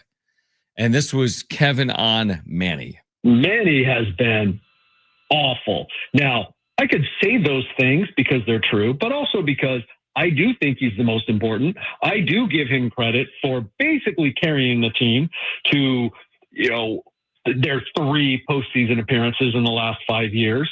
Last year got more help than he had the previous 2, but that's the guy. And fortunately, give Shildt credit, give AJ Preller credit, give the rest of the players credit. They have more of a full roster that they can overcome it. But it's a big deal, Manny slumping right now. So the numbers are not good, and it backs up Kevin's point. Mm-hmm. His last 30 games, Johnny's hitting 188 with a 252 on base percentage. He's slugging 299 in that period of time. His last 15 games, he's hitting 153 with a 271 slug and a 219 on base percentage. The last week here, 138, 167 on base, 379 slug, which has gone up significantly, but still, Kevin's right. Manny has been just flat out putrid. He's awful. You can go longer. I mean, 35 games is August 1st. He's hit 204 with a 582 OPS for 35 games. I mean, that's almost a quarter of a season. It begs the following question. Why / what happened? What also says that if Manny just, turned it around here the last 2.5 weeks, how much good that would do for this Padres team. Yeah, they'd be in first place. Those 35 games where he's hit 204 with a 582 What's OPS. the team record? 19 and 16. They have still won. That's crazy. The Manny team goes, well, not really. I mean, they're winning at a 550 clip. But if Manny was if Manny was better, well, sure. Add probably 2 more wins on that. Yeah, maybe more. Yeah, they'd be in first place. If he was hitting 304 over the last 35 games, they're in first place. And if he had, let's say, as opposed to 3 home runs, 8, because we've seen that before, 9, they'd be in first place. I agree completely. Yep. Whatever happens to this team this year, Manny will either get the praise or he'll get the criticism. Mm-hmm. That's just how it works here. And if they go deep in the postseason, you probably can bet that Manny Machado is going to have a good postseason if that happens. Right. But if they don't, you probably can bet Manny Machado does not have a good postseason once again. Well, as I was going to say, I mean, that's the whole other conversation. And we're getting close to the postseason where you could talk about the postseason conversation with the Padres. They're not a lock, but they're close. They're closing in on lock status. I mean, it would take like a 2-16 finish, 3-15 finish to keep them out. Right. I mean, they're at 99%. They're 6 up on a playoff spot over the Giants with 8 to play. Wait, what? 18 to play. 18 to play. Yeah. And a tiebreaker. Yeah. So they're really 7 up. So come on. Yeah. So they're 7 up. So I mean, I can have the postseason conversation on Machado, and it's not pretty, man. He's hit 215 in his career. Young, mid-career, veteran player, Baltimore, LA, San Diego. Like however you like want to slice it up. Maybe he was good in Baltimore. No. Maybe with the no. Maybe we sit. No, not really. I mean, he's hit 215 in his postseason career. Now, He has hit 11 home runs, but that's in 48 games. So we got to get his numbers, John. He's 33. If you're not going to have a big postseason right now, I don't think I'm counting on him to carry them in the future when he has struggled as a player in the postseason in his career. Exactly. It just goes without saying, Manny Machado needs to play better. And if he does play better, the odds of them not only winning the division, but making a run in the postseason go up. Now, last postseason, he was bad, but you could afford that because Fernando Tatis Jr. was like as hot as the surface of the sun. Through those first 3 games of the Dodgers series, yep. He was the one that was carrying this team. Oh, yeah. But then it goes to games 4 and 5, and you're like, you need your stars to step up, and Manny completely disappears like he always has in the postseason. But if they're gonna win the division, do you think they can win the division without Manny Machado playing well? Because I think they can. Division, yeah, just because the Dodgers are playing awful. That's here's the 2 things. Yeah, I think they could win the division because it's not solely contingent on your play because of LA. But I don't think they could win the World Series. No, I agree with that. I think that it would give them a much better chance to win the division if Manny Machado played better down the stretch. I think their percent chance of winning the division go dramatically up with Manny playing well. And I'm not saying that you go from like whatever the percentage would be if Manny doesn't play well in the postseason to if he plays well in the postseason, it's a guaranteed lock that they make the World Series. But it would give them a much better chance if Manny Machado became actually a feared hitter in that lineup. Do you think this is a fair number when Fangraphs says it gives them a 99% chance of making the postseason? I agree. I think there's 99 and 100. Now, am I getting on a plane with a 99% chance of landing? Probably not. I need more than that. But here's their World Series chances. Remember where this was August 1st when they were rolling and they made the move? 6.5, 6, 7, 8. It got as high as like 7 or 8. Yeah. Right now it's down to 4.3. Okay. So like a little bit of a dose of reality has set in. For example, the Dodgers still, according to Fangraphs, have a 16% chance of winning the World Series. That to me seems crazy high. And just knowing that they're 24 and 32 in their last 56 games, I think like that to me is crazy high. That's the highest percentage chance of any team in baseball.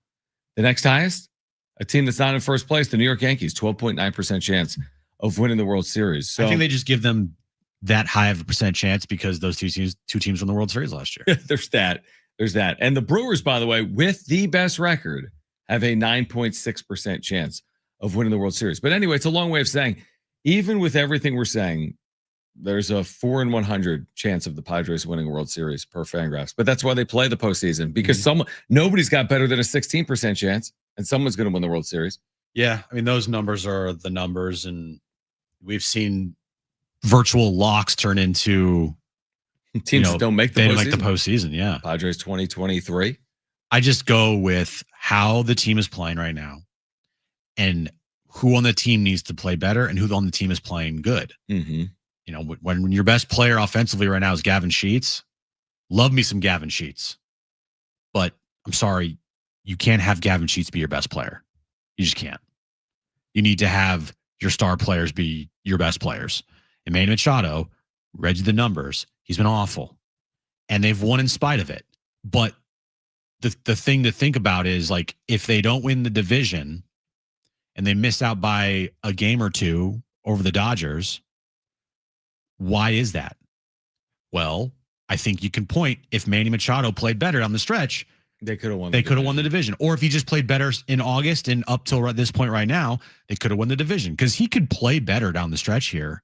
And it's like there's nowhere to go but up, it feels like. Yeah, and for Manny. And they could still lose the division even with Manny playing better. I mean, Dodgers could play well down the stretch. But it goes to the fact of the time that you needed him to play well, to make up that ground, and you've made up the ground. You're 1 game back.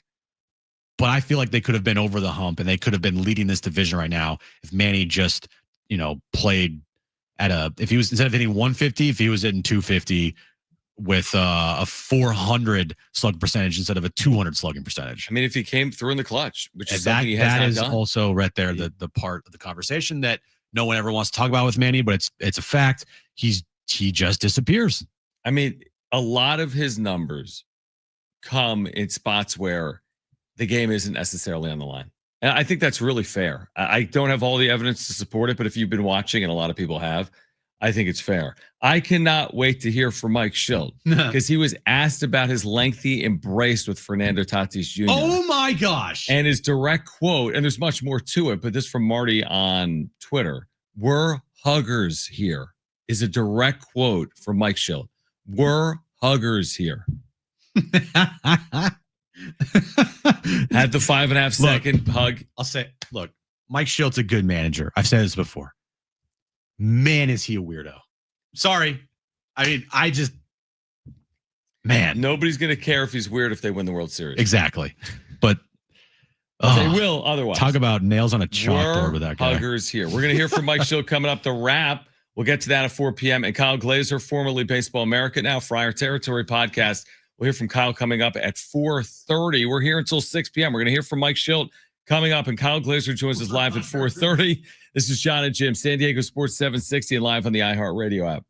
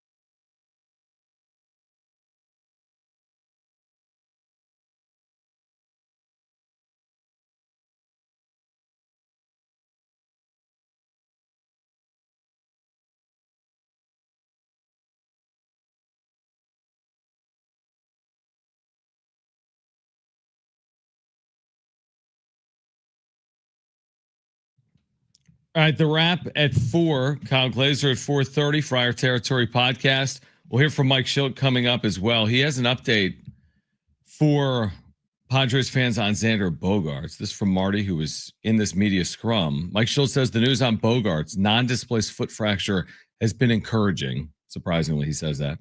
He'll start to do light. Actually, his baseball. foot needs to be amputated. He'll start to do light baseball activities. And then the quote, it's a start. So he will start to do light baseball activities. I guess that's pretty encouraging. Less than 3 weeks to go in the regular season in an effort to get Xander Bogarts back. Well, it's better than the alternative. We need to amputate his foot. Yeah, that would be bad. That would be We're not going to ever less see than him ideal. again. Right. Because then we have to deal with the constant questions of the lineup and having one of the worst offensive players out there in the lineup in Jose Iglesias. Right. Because his defense is spectacular at short. Mm-hmm. Like, okay. Do you think Bogarts returns in the regular season? I think he returns the final week of the year, yeah. Yeah, I think they kind of need for that to happen, right? It would be weird to activate a player for the postseason that misses the last month plus of the regular season. I think. I mean, not weird. I would just question mark. I would just expect, like, hey, we need to get you some at bats here before our postseason, right? Assuming he's healthy, yeah. I mean, that has to be their goal. You don't want to activate a player to start the postseason, having not played in the regular season for 5 weeks. I wouldn't think. Yeah. Now, Bogarts has come off injury before here, and he's kind of like he's been fine. He dealt with a big injury last year, that shoulder, and he came off the IL, and he was pretty effective. I do think he's like all these guys. It's like when you were down Adam and then King and Bogarts, they all have different parts of like pecking orders, like importance. They're all different.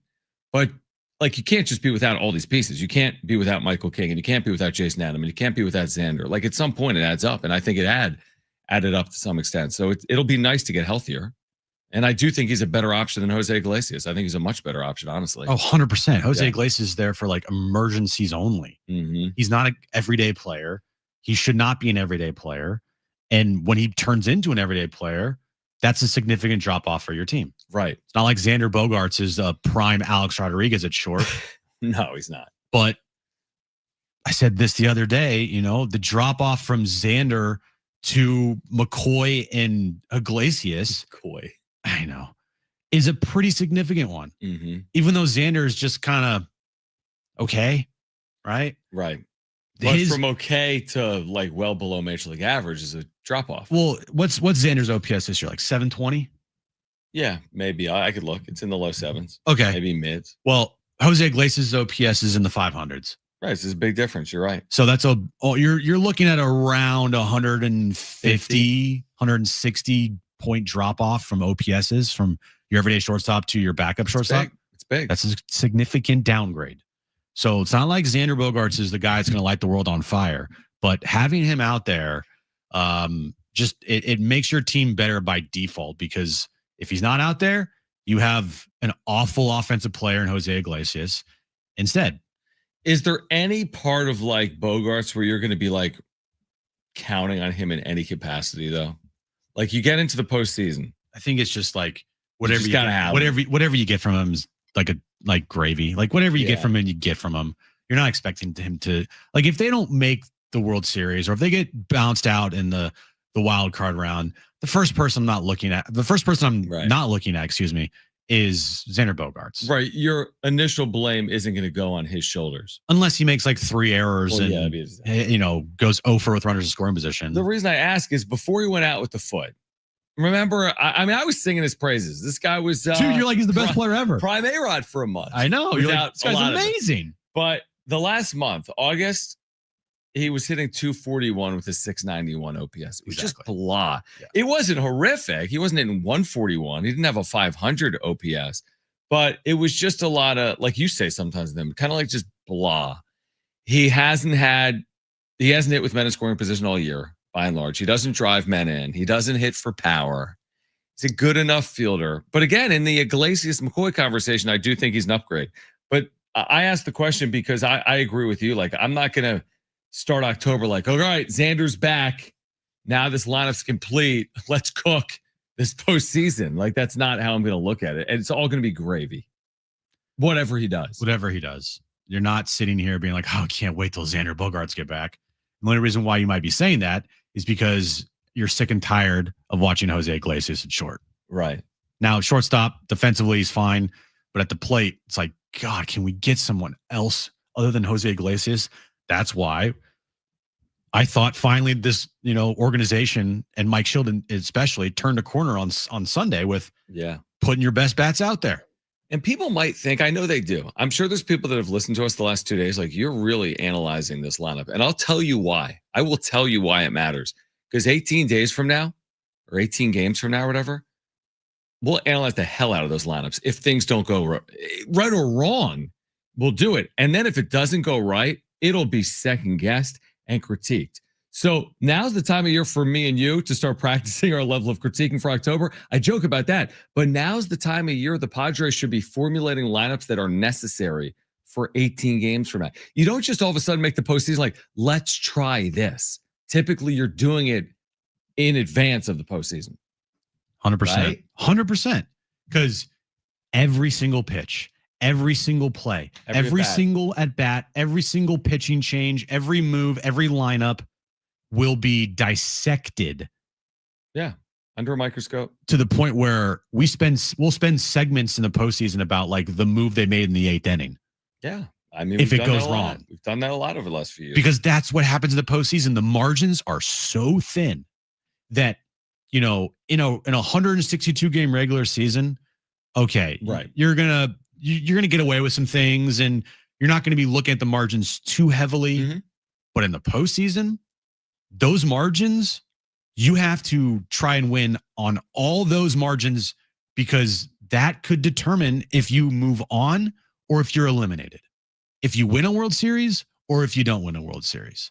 Every move that you make, if it does not work, will be analyzed and criticized.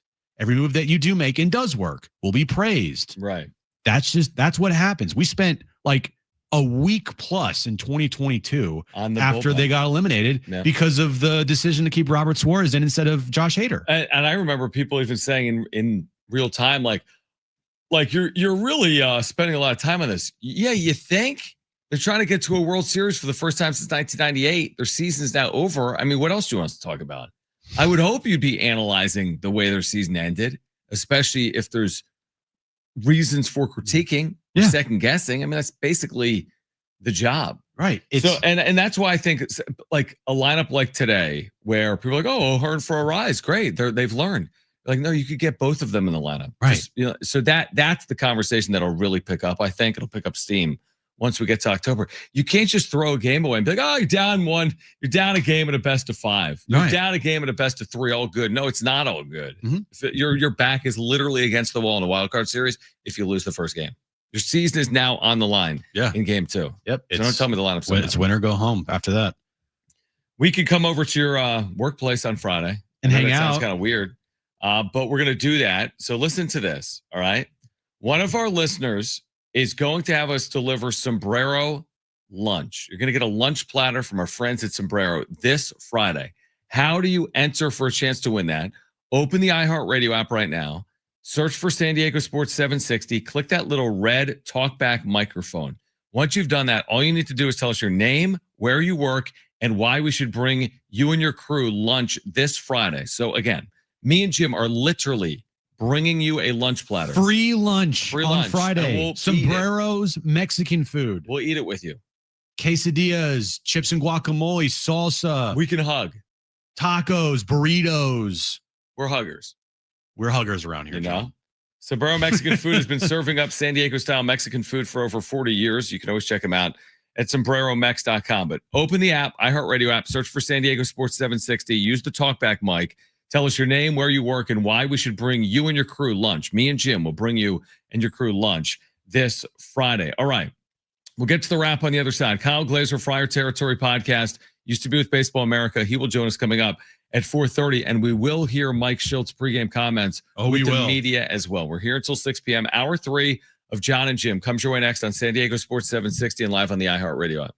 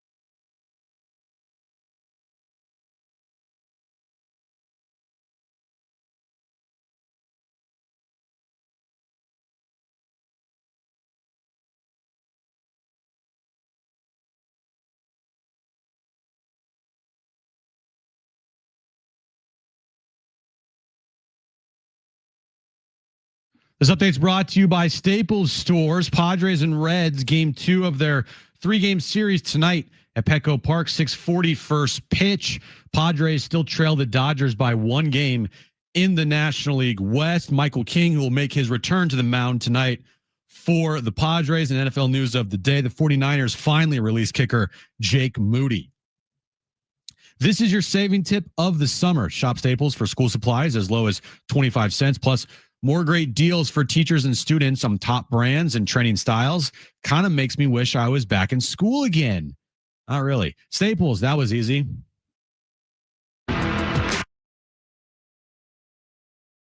Your favorite pair, Jon and Jim. If at the end of the year they go 1972, that's a decent enough finish. 91, let's say. But they finish in a tie, which means they don't win the division. Like, there's going to be a lot of people, I think, bummed out by that. Doesn't mean they can't win. I agree, but it's more or less what they do in the postseason than anything. Oh, well, 1,000%. The 2 seed, I don't think, is even a possibility. The 1 seed is completely out of reach. So it's looking like the likely scenario is you're in the wild card round. Sure. Now, live from the San Diego Sports 760 studios, it's Jon and Jim. All right, San Diego and Southern California, what's going on? This is hour 3 of Jon and Jim. Kyle Glaser, great baseball resource, will join us coming up at 4:30. Heard him post-game with Mike Shildt in that press conference. He was asking questions. So I don't know if he's down there today or not, but Kyle Glaser covers the Padres, covers Major League Baseball. He'll be down there, or we'll talk to him coming up at 4:30. We're here until 6. We're going to hear from Mike Shildt, what he had to say pregame. I'm kind of looking forward to it. Huggers around here. Really looking forward to it. Hugger talk. Oh, we have it. Oh boy. Oh boy. Mike Shildt. Oh boy. I talk about hugs. I feel like we need to move the Heaven rap and Earth for Mike Shildt. Move heaven and earth for Mike Shildt. Don't you feel like you go commercial free and you call iHeart like, guys, like, hey, we were not breaking. We need to break into this odd couple here right now. No, I'm sorry. I get it. They're paying money to put ads on the air, but Mike Shildt just spoke with the media. Oh yeah, ads be damned. Right? Yeah, reads, ads. No, Mike Everything Shildt takes precedent. Yeah, especially takes precedent. When Mike Shildt's talking about hugging, that's when you need to drop everything you're doing and listen to Mike Shildt. I need some type of T-shirt based on the embrace with him and We're Huggers here is a good T-shirt potentially. That is, yeah. Shilty. We're Huggers here. Maybe he could get 20% of the proceeds. Tree Huggers? I don't think so. No. This sounds like it should be an episode of Barney the Dinosaur. Mike Shildt teaches everyone about hugs. Hugging. I like Mike that. Shildt on hugs. We hug, we love. Let me ask you this, Brent. How does this Brent's gonna pull this up. This is about 5 or 6 minutes of Mike Shildt with the media. Oh, beautiful. So I'm just yeah, exactly. I'm curious how it starts. Do we go right to hug talk? Okay, he's gonna grab, or do we start with Bogarts? Typically, we get the injury updates. Well, if you were a betting man, you know what we're gonna start with tonight. We're gonna start with Michael King. We have to start with. It's King. always Michael King. Probably the first question by Mary Lou's. What do you expect from Michael King tonight, or Pomeranz, or Scans? But Scans is in the booth again, so I don't. Think okay, yeah. So maybe it's Palm, or it could be either Palm or Mary Lou's is going to ask about Michael King and what they expect from Michael King tonight. Okay, but I'm going to put $20 on expect? Palm. I'm putting $20 on Pomeranz. I'm putting $20 on Mary Lou's. Let's hear it. Yeah, quite a bit. I mean, listen, Michael's a big part of our club, and a lot of our. Who asked the question? Mary Lou's. Oh, boom! You get free sombrero. I do. Well, I was going to get free to sombrero anyway. So. All right, start this over again on King. Yeah, quite a bit. I mean, listen, Michael's a big part of our club, and a lot of our success for last year, but last year, and got us off to a great start this year. And unfortunately, he's had a couple of different setbacks, and is on the good side of it and ready to take the hill tonight. Looking back to last night, Wandy grabbing the last out, what kind of confidence do you have in him, and what kind of boost did that do for your bullpen and your club? Yeah, I mean, listen, it tells Wandy that, we trust you, and which we do clearly, and he's earned the trust. And so, the situation that presented itself, we were pretty clear, good communication with Robert as far as being willing to go back out and be what that looked like, and the workload looked like, and set up an opportunity for Wandy, and he went and grabbed it. Specific to Xander's injury, how is he doing, and what are next steps for him in terms of imaging and what things will look like moving forward? They're doing some testing on him, and it's very encouraging, and so he's going to start some light baseball activity. I want to temper the expectation here, but starting to get some stationary ground balls and some dry swings, but it's a start. And the good news is as he recovers, he can ramp up that activity, and hopefully, before we'll see him back on the field. But there's still some time to take place and some hurdles to jump over. What's the balance with King? Like, obviously, he hasn't made a full start since May. Him coming back now in the middle of games that are obviously very important in September. What's the balance, kind of getting him back into action while also understanding how important these games are? Yeah, I mean, listen, I'm confident we wouldn't put him out there if we didn't feel like he was ready to go compete and help us win a game. So just be clear about that. And so that's as far as the balance goes beyond that, it's just about no different than any starter, quite frankly. He's out there, he's healthy, he's ready to go compete. Clearly, we're going to have a little bit more of our radar up for how he's looking and how he's feeling. So there'll be an evaluation of that a little bit differently than a starter that's used to being in the routine and going out there. But if he's pitching well and he's throwing the ball well and he's competing well and looks like Michael King, he's going to keep pitching to a place that we're comfortable with. This obviously being his first start back, the number of starts could get during this regular season. Like, does it feel like this is the right number, build-up wise, or not necessarily build-up wise, but just in terms of like him being able to build back to who he is? Yeah, it feels right. I mean, I understand there's going to be some he hadn't pitched in a big league game in a while, and even before that it had been a while. So he's got a couple innings in the last almost 4 months. So I think the timing has worked out well. We haven't forced the timing. The timing is the timing. But him ability to go compete tonight, compete well, and then be able to recover and move forward sets him and us up for quite a bit of success. Another new starting pitcher for me to catch tonight.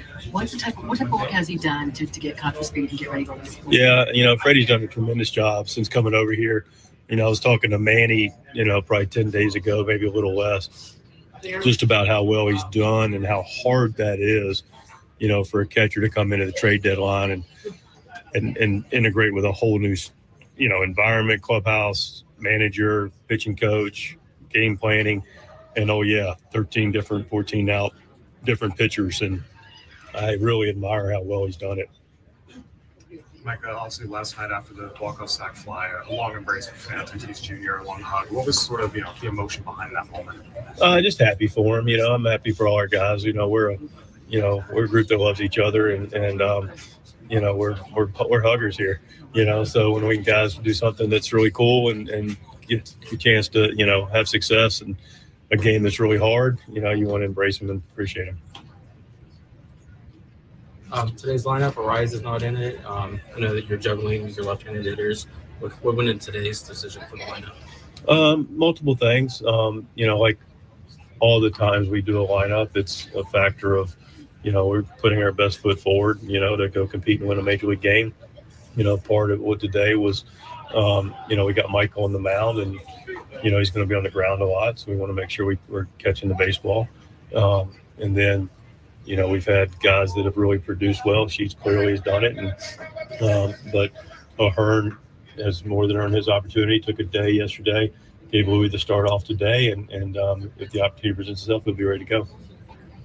How has he embraced that? He has been more in the line than the other two as far as a rotation. Now, it's been a couple times in the last week where he has sat. Yeah, he's been a complete pro. He's a team guy, and, they all want to play. And, I wouldn't,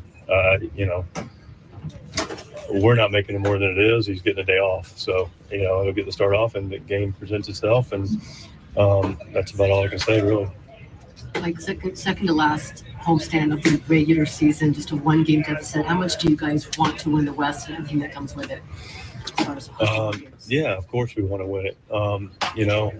It's been our goal since the last out that didn't go our way last season. So, we've been really steadfast and hungry and consistent for it. And, it's just as important now as it was a week or 2 months ago.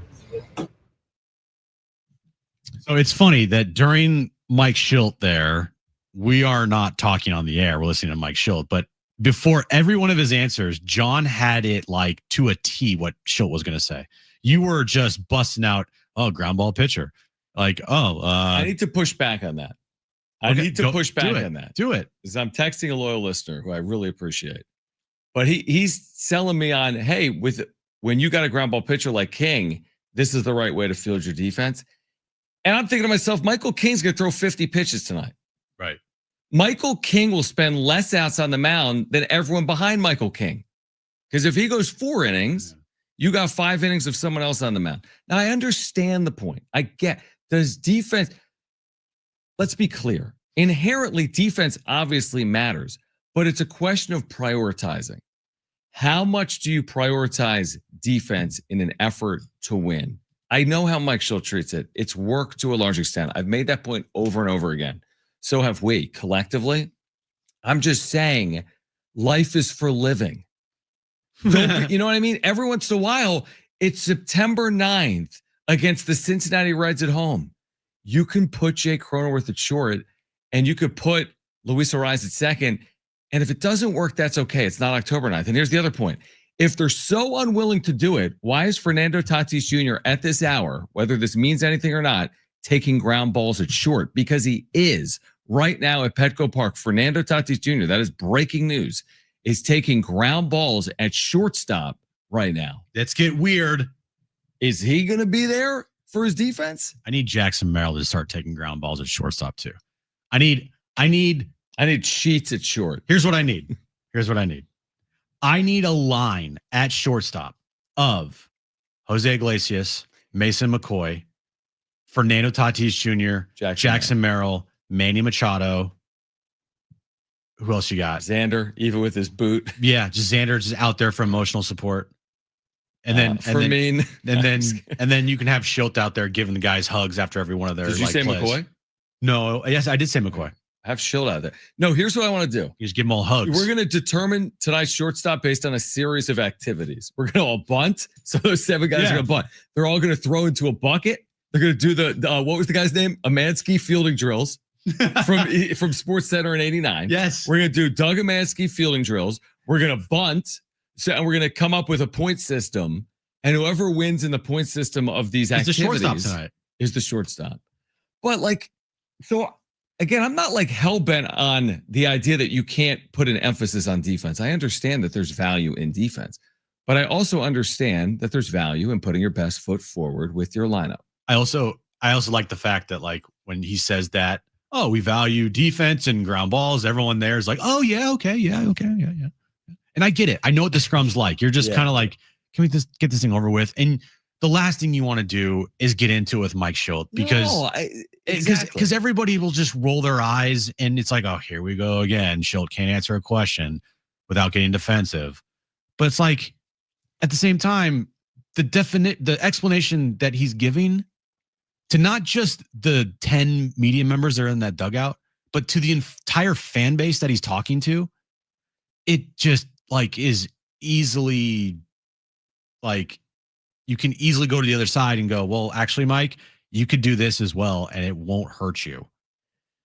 Yeah, I mean, listen, I hope Michael King goes out there tonight and throws 90 pitches and throws 6 innings, and leads them to this big win. But also with Michael King out there, you kind of realize that I'm going to count how many times score. I'm going to count how many times the ball goes to shortstop tonight when Michael King is out there. Perfect. Count that. Short and second. How many of the plays are above routine, beyond hard routine? Plays. Yeah. What plays tonight are deemed I guess hard plays to make? Yeah, I don't even know. Count them. Okay, Count them. I will. I want you doing that. We'll get to the wrap on the other side. Kyle Glaser, who was part of that scrum, he asked the question about the embrace. Yeah.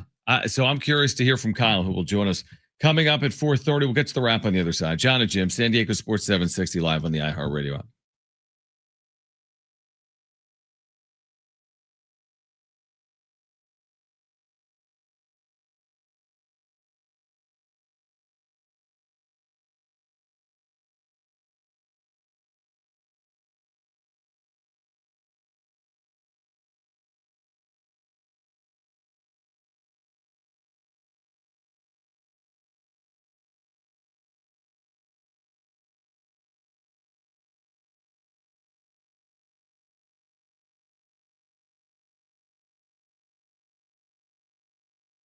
Hey guys, it is Schaefer, and there is no better time than now to get down to your local Toyota dealer with new vehicles arriving daily, including their most popular cars, trucks, and SUVs. So whatever kind of vehicle you're looking for, hurry into your Toyota dealer today, or make sure to head to Toyota.com. If you're looking for a great deal on a new Toyota, there you can check out all the latest offers, search inventory. Finding the Toyota that's just right for you starts at Toyota.com.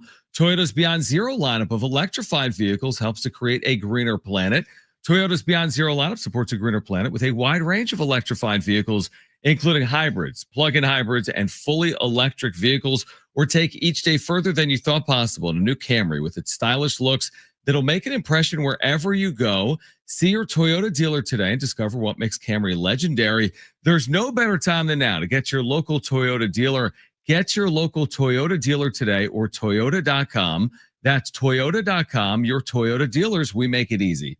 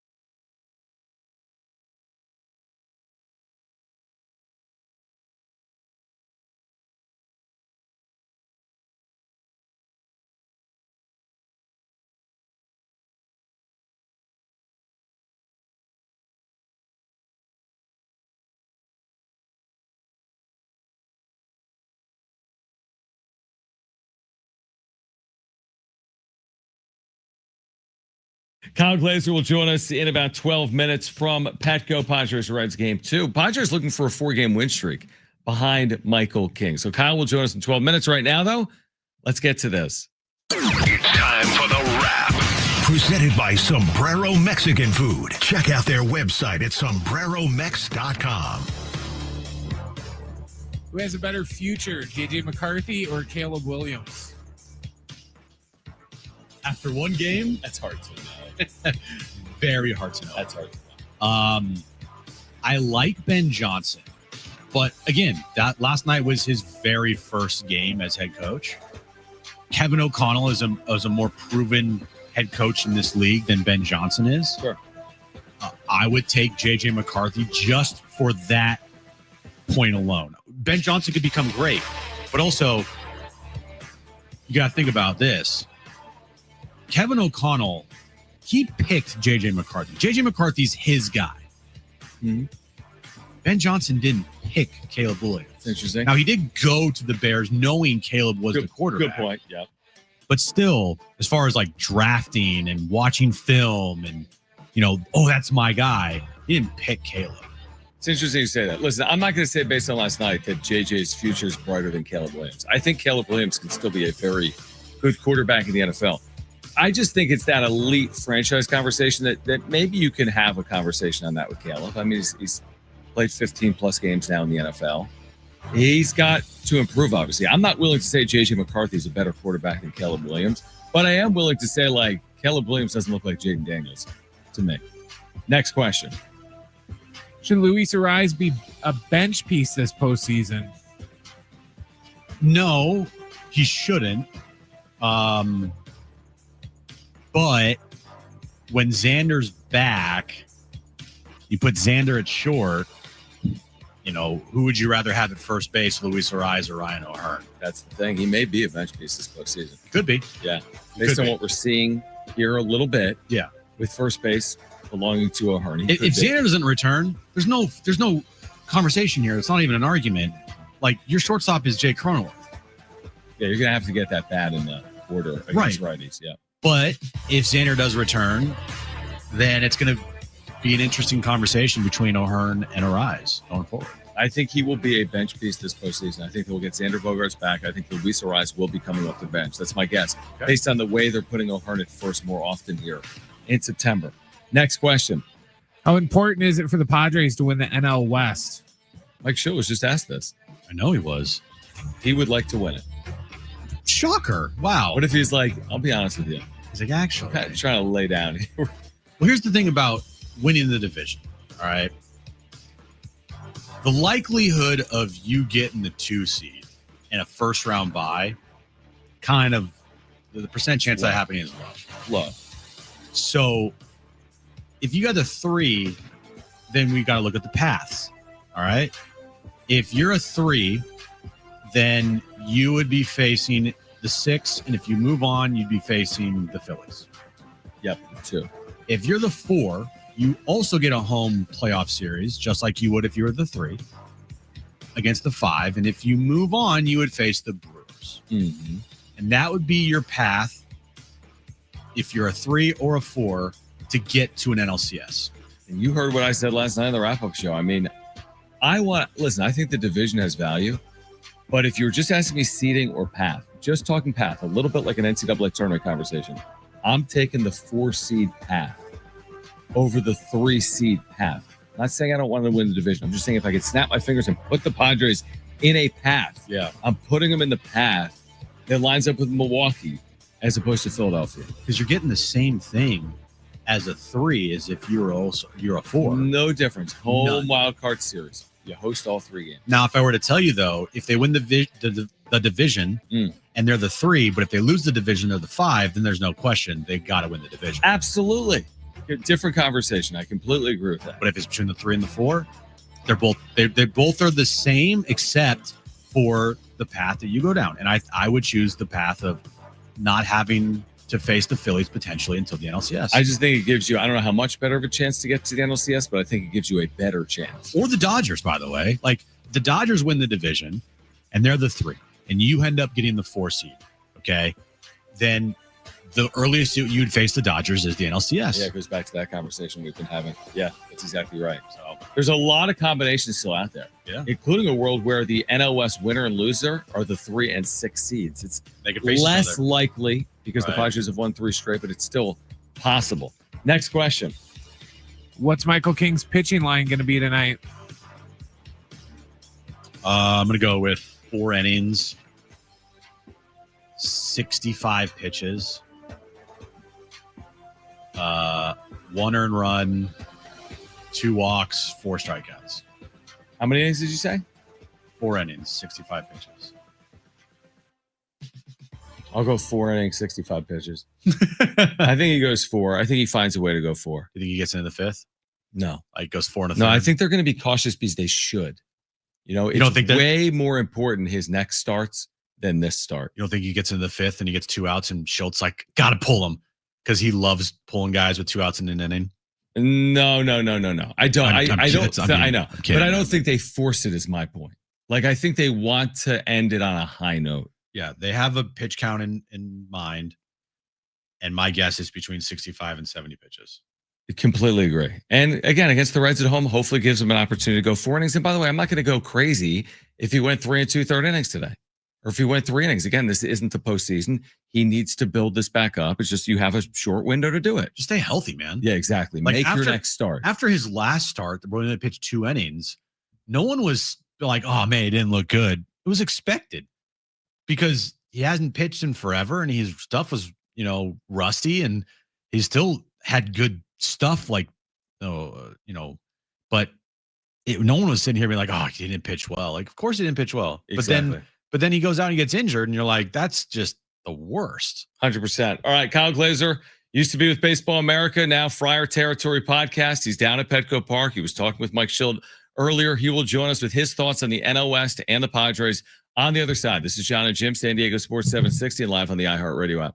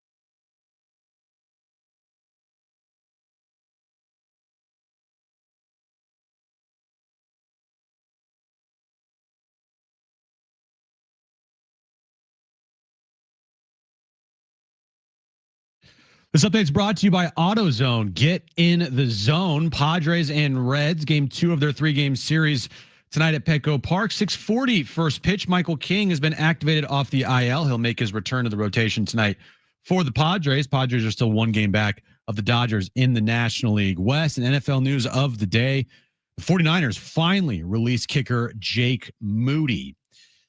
Starting stronger starts at AutoZone, where they've got battery solutions in the form of free battery testing, free battery charging, and replacement batteries that fit your needs. That's what makes them America's #1 battery destination. Get in the zone, AutoZone.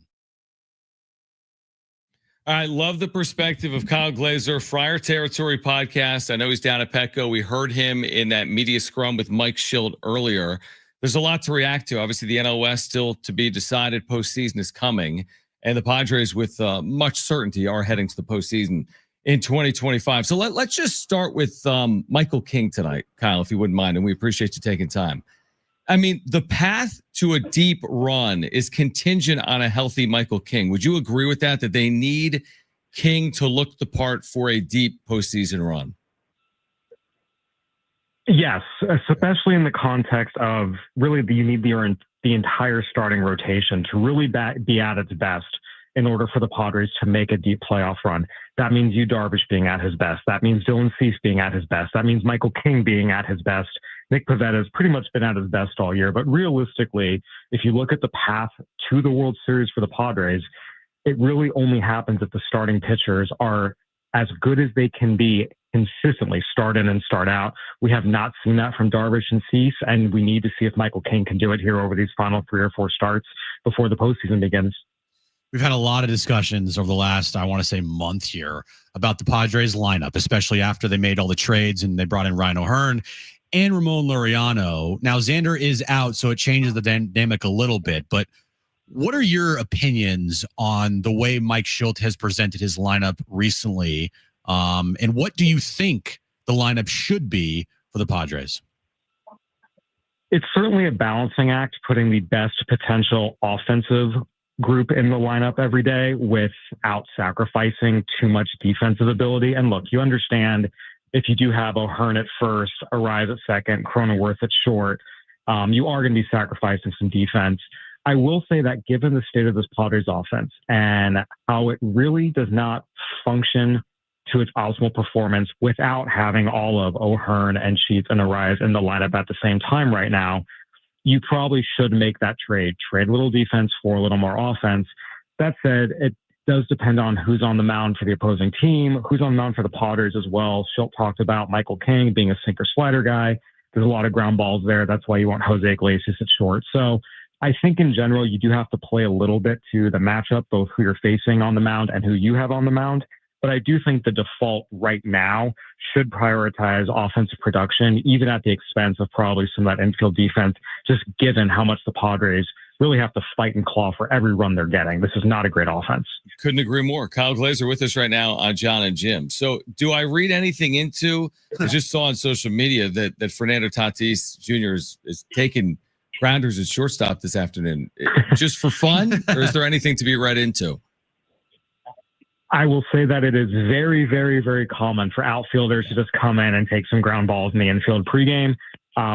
We will ask Fernando postgame if there's anything to it. I would not read anything into it just because, again, this is a fairly common occurrence throughout baseball. Outfielders coming in, taking some ground balls before heading out to their spot in the outfield. So we'll ask him postgame, but at this point, I would not read much into it. What have you seen from Manny Machado lately? I mean, he has really struggled here. His numbers are not good. Last 5 plus games or so. What have you seen from Manny with his recent struggles? He looks like he needs a day off.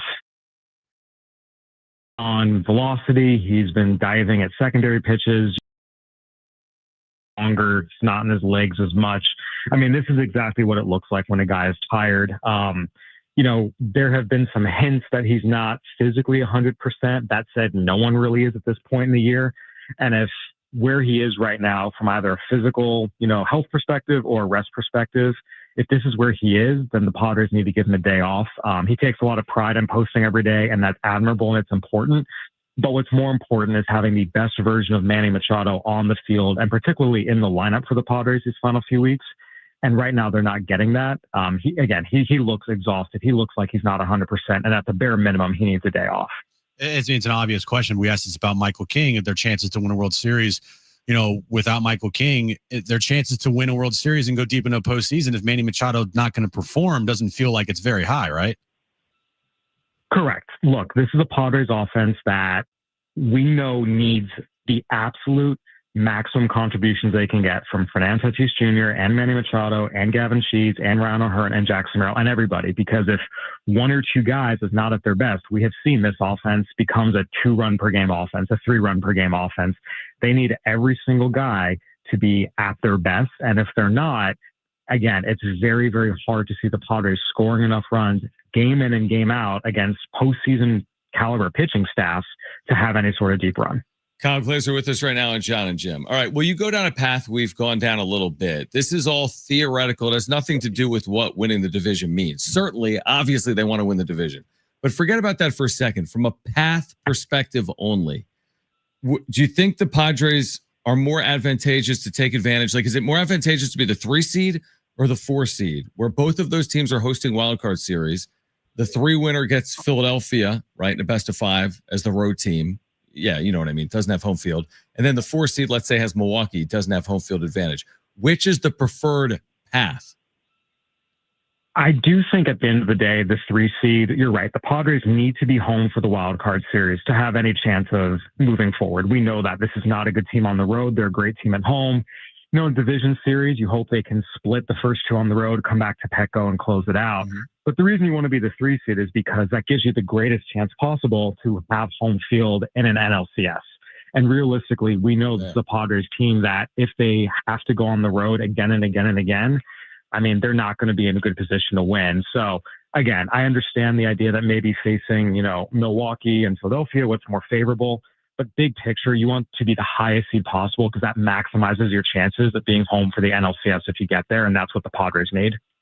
You also cover the Dodgers as well, and they have struggled here of late. Max Muncy out of that lineup has really just put this team in a nosedive.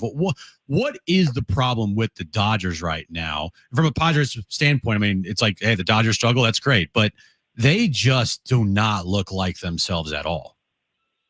And they really haven't looked like themselves all year. Even on July 4th, when they had that 9-game lead over the Padres, I was covering this team a lot in May and June, and the same just focus has not been there all year for the Dodgers. A lot of talk has obviously been about the Dodgers and the stars they've amassed over the years, but they always played clean, fundamentally sound baseball. They were always one of the best defensive teams in baseball. They were one of the best base running teams in baseball. They rarely beat themselves. This year, they've been making errors left and right. They've been making outs on the base paths. Guys have not been hustling. And even some of the quality at bats have just been really, really bad. This is a team that is nowhere near as sharp as previous iterations of the Dodgers. And it's only gotten worse as the season's gone on. There's something not clicking with this team, and it hasn't really clicked all year. Even when they were quote unquote going well, it wasn't like previous Dodgers teams. And whatever the reason, whether it's something in the clubhouse, whether it's a World Series hangover, it's just not working great for the Dodgers right now, and the Padres have a prime opportunity to take advantage. Kyle Glaser with us right now. So there was an article, I think, yesterday, Kyle, at ESPN, basically saying, is a team a real contender or not? And ESPN's authors theorized the Padres weren't because of their lack of slug. They basically boiled it down to their offensive power issues. The slug conversation, which we've had all year, we've seen teams win World Series that haven't been elite offensive teams. So can the Padres win with a lack of slug in the postseason or not?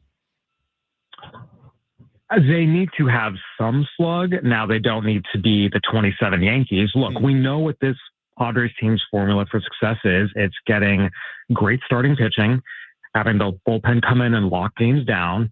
And this offense has some timely hits, runs the bases aggressively, and is able to scratch out enough runs to win. Now, this is a team that's going to win a lot of games 4-3, 4-2, maybe 5-3. This is not an offense that's going to score 7, 8, 9 runs per game.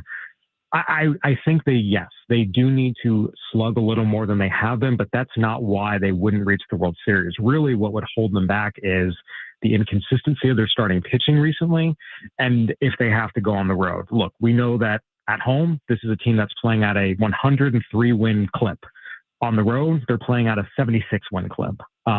Without road success, that's what's going to stop them more than slugs. So I think, again, is it a concern? Yes, but it's not their main concern. Who's the best team in the National League in your opinion? I've been pretty consistent on this. I think the Phillies are the best team that is equipped to win the World Series. That said, the losses of Zach Wheeler and Trey Turner have certainly made them more vulnerable. The Brewers obviously are a great team that has had a great record over the course of the season. But if you look at it, they're only 11-12 in their last 23 games. They're starting to tire out a little bit. Some of their young starters have not been as effective down the stretch. I think the Brewers can be beat. We've talked about the Dodgers. The Cubs offense has completely disappeared. A lot of the NL contenders are looking pretty vulnerable right now. Really, at the end of the day, I do think the Phillies are the best team, but losing Wheeler and Turner absolutely hurts and certainly makes them not as good as they looked 2 weeks ago. I'll put you on the spot on the NL West. These teams have been within a game or two of each other a lot here recently. Who's going to win the NL West? I say this with zero conviction or confidence. I put it at Dodgers. I'd put at a 51% chance. Padres at a 49% chance. I think just like the Dodgers are ahead, you kind of have to give them a little bit of an edge. But look, the Padres right now, if they can keep getting their starting pitchers to give them consistently 5-6 innings, as we've seen them get these last 4 games after a stretch of not getting it at all, they're going to be in a much better position to overtake the Dodgers. And I think it's very, very feasible for them to do it. I would just like to see them do it because they've had lots of chances to overtake the Dodgers. And while they did it a couple times in August, they've been playing pretty poorly overall the last few weeks. So I'm going to give the Dodgers a slight edge. But again, I say that with very little conviction or confidence. Well, I think it's completely fair. I almost wonder, Kyle will let you run. I go back to there's any game you could circle if you end up out, not winning a division by game. You can circle the first game of the year if you want. But I'm circling their 2-1 lead against the Dodgers a couple of weeks ago on the verge of a sweep behind Nick Pivetta. Now they ended up getting blown out. The Estrada came on, right, and struggled. They lost 8-2, 8-3. Yeah. But it'll be interesting to see if they finish within a game of each other. That felt like maybe a meaningful moment where you had Nick Pivetta on the mound, you're at home. They've been so good with him. They didn't win that game. This is so razor thin. That could be the difference. But there's so many examples, I guess. That could be the difference. Certainly, but I think I would point more to the fact that they lose 2 of 3 to a Twins team that sold off at the trade deadline. They get swept at home by the Orioles. Then they get shut out in the opener at Coors Field against a horrible Rockies team. I think there are a lot of other games where they had plenty of opportunities and just lost to, frankly, terrible teams they shouldn't have lost to. I think that those are the games that I would look back on and hold as, probably being a little more responsible. But look, they have a chance to make up for it.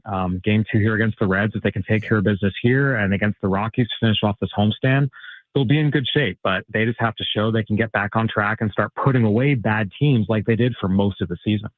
Kyle Glaser, Friar Territory podcast. Kyle, we always appreciate your perspective. It is terrific for us and our listeners. So thank you for doing it today. Enjoy the game. My pleasure. Anytime, guys. All right. Great stuff from Kyle. All right. We're going to switch gears here because we're going to do Trainwreck Radio. We have a great giveaway. Listen to this giveaway. $50 gift card to Ortega's for San Diego Restaurant Week. So if you call right now, one of you is going to walk away with a $50 gift card to Ortega's. Who doesn't want a $50 gift card for food? I want incredible. One. Jim wants one. So call 877-767-4760 if you want a free $50 gift card to Ortega's for San Diego Restaurant Week. Now, our first 2 callers will be contestants for trivia. So call, and one of our trivia contestants will walk away with a free, absolutely free $50 gift card to Ortega's for San Diego Restaurant Week. Again, 877-767-4760. You want to call right now. It's a great giveaway. Sunday, September 14th through Sunday, September 21st is San Diego Restaurant Week, featuring 100-plus restaurants from Oceanside to Chula Vista, offering variations of multi-course menus starting at just $30. The list of restaurants available at SanDiegoRestaurantWeek.com. We're giving away a $50 gift card to Ortega's. Call 877-767-4760. Trainwreck Radio. That's next.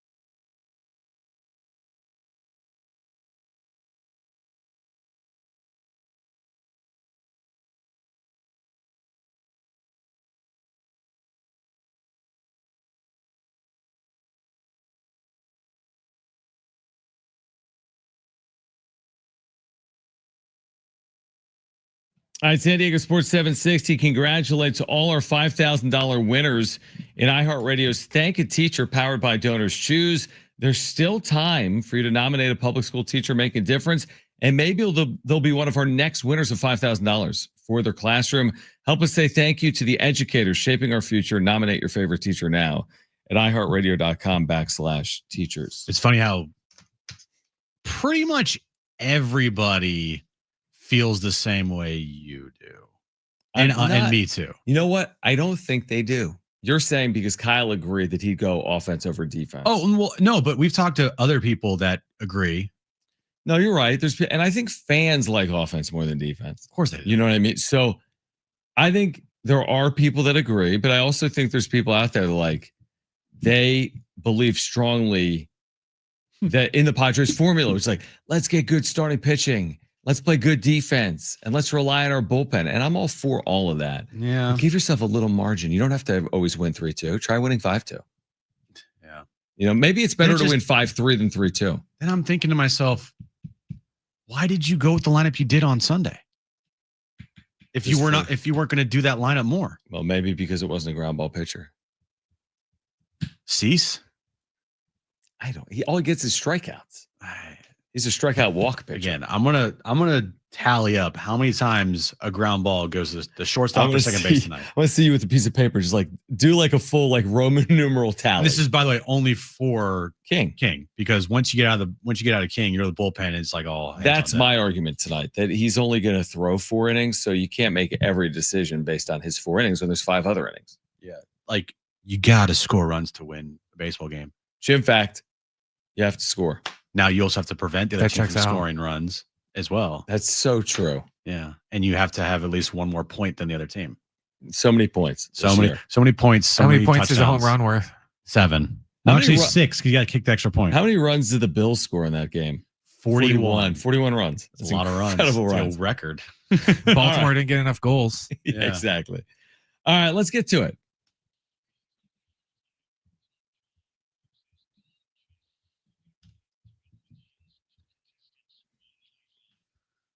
All right, 3 questions, 2 contestants, 1 lifeline. Today's 2 contestants, we have Matt and we have Andrew. Matt, you called in first, so you have your choice of Jon or Jim. Who do you want to go with? Let's go with Jon. Smart. All right, Matt and Jon. Andrew, you get Jim, okay? Sounds good. All right, Brent, what's the question of the day? All right, guys, did you know the NFL started this weekend? What? When? It's coming up next week? In a week from now? Yeah, it already started. Can't wait for the first game. Who plays the first Thursday opener? Yeah, dude. I kind of like the Cowboys to upset in that one. I like the Eagles. To win by 24-21. Yeah, 24-20. 24-20. Oh, it's 24-21, you idiot. No, it's 24-20. All right, guys, 9 quarterbacks Maybe you're right. threw for multiple touchdown passes. That's more than 1 this week. Today's question, name them. So we're looking for the 9 quarterbacks who threw for multiple touchdown passes in week 1. All right. Quarterbacks with multiple touchdown passes in week 1. Hold on, time out. I'm an idiot. Jon's an idiot. Because the final was the Eagles 24, Cowboys 20. Yeah, My bad. moron. Andrew, you're up first. What is your first guess? You do have a lifeline if you want to use it. Josh Allen. Josh Allen. Good guess. Matt, you're up next. What is your first guess? You do have a lifeline if you want to use it. Let's go with Jordan Love. Jordan Love. Good guess. Andrew, back to you. What is your second guess? You have a lifeline if you want to use it. Lamar Jackson. Lamar Jackson. Good guess. There you go. Matt, back to you. What is your second guess? You do have a lifeline if you want to use it. Aaron Rodgers. Aaron Rodgers. A-Rod. There are 4 of them. Andrew, to go 3 for 3 here, what's your final guess? You do have a lifeline if you want to use it. Let's use a lifeline. All right. Multiple touchdown passes, Brock Purdy. You take it. Take it. Yeah. Do you take it, Andrew? Yeah, let's do it. All right, cool. There we go. Matt, you're going to need this to send this thing to overtime. What's your final guess? You do have a lifeline if you want to use it. I do have someone in mind, but let's go use the lifeline. I have a stone cold mortal lock. Oh, really, Jon? Because football guy. I am a football guy. because I watched last night, and J.J. McCarthy accounted for 3 touchdowns in the fourth quarter, which is the most ever by a rookie quarterback in week 1. So I know J.J. McCarthy's on this list. Did you take him? I was thinking Baker Mayfield, but well, they both could be on the list. Do whatever you want, man. Whatever you want, Matt. all right, let's go with Baker. Oh, he doesn't take my life. Baker. Unbelievable. But I appreciate it because you're right. Baker's also was I right? Yeah. You were right. You were right and wrong. What do you mean I was right and wrong? He had 2 throws and 1 run. Yeah. Yeah, but we don't care about the run. Well, whatever. I knew he had 2 of the 3 he passed for, 1 of which he ran for. Yes. Lord. All right, what do we got now? All right, so we're going to go to overtime. Brent, I want you to give us the rules of overtime and then the question of overtime, please. All right, how overtime is going to work, guys, is I'm going to ask you another question. When I'm done asking the question, wait till I'm done asking it. You're going to yell out the name of your partner today, either John or Jim. Don't yell out your name. Whoever yells out the name of their partner first, you are either going to win the game by getting the question right, or you're going to lose the game by getting the question wrong. Do you guys understand? Yep.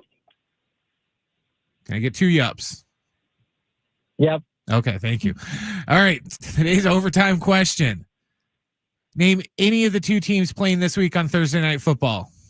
John. I heard John. What do you got, Matt? This upcoming week, right? Yeah. This upcoming week on Thursday Night Football. Who do you got? Green Bay Packers. Green Bay is correct. There we go. Because it's Packers Commanders. We talked about it yesterday. Wow, what a game. What a game. That was thrilling. It was thrilling. We get Jordan Love. We get Jaden Daniels. We get Jordan Love. We get Jaden Daniels. On Thursday. Dude, you sound like Jones. Sound like John. All right, who else is on this list? Shut up. Who else is on this list? I didn't even say anything. See, we're only missing. Let me guess. Justin Herbert. Yep. Well, I'm missing 2, so that's now 1 if Herbert's on the list, right? Because we have 8 of the 9. Math, yes. 2 touchdowns. Oh, this is going to sound very weird. Daniel Jones. No. Because he rushed for 2? Wow. Yeah, he ran. Oh, wow. I'll give you a hint. All right. He's going to be worthless in a month when Call of Duty comes out. Oh, Kyler Murray. That's right. Yep. Okay. That's right. He did your throw 9. for 2, yeah. Those are the 9. Wow. All right. Well, congratulations to Matt. Only 9 good quarterbacks in the league. That's it. Everyone else is terrible. Yeah, they all J.J. suck. McCarthy's a top 9 quarterback already. Right. Exactly. That's amazing. All right, Matt, you have won a $50 gift card to Ortega's for San Diego Restaurant Week. That's Sunday, September 14th through Sunday, September 21st, featuring 100 plus restaurants from Oceanside to Chula Vista, offering variations of multi-course menus starting at just $30 for a full list of restaurants. Visit san diego restaurantweek.com. All right, next hour, we have another giveaway for you. We'll share that with you on the other side. Plus, we're leading you up to Padres and Reds game 2 of a 3-game series. We've got you covered. We're here until 6 p.m. Hour 4 of Jon and Jim on San Diego Sports 760 and live on the iHeartRadio app is next.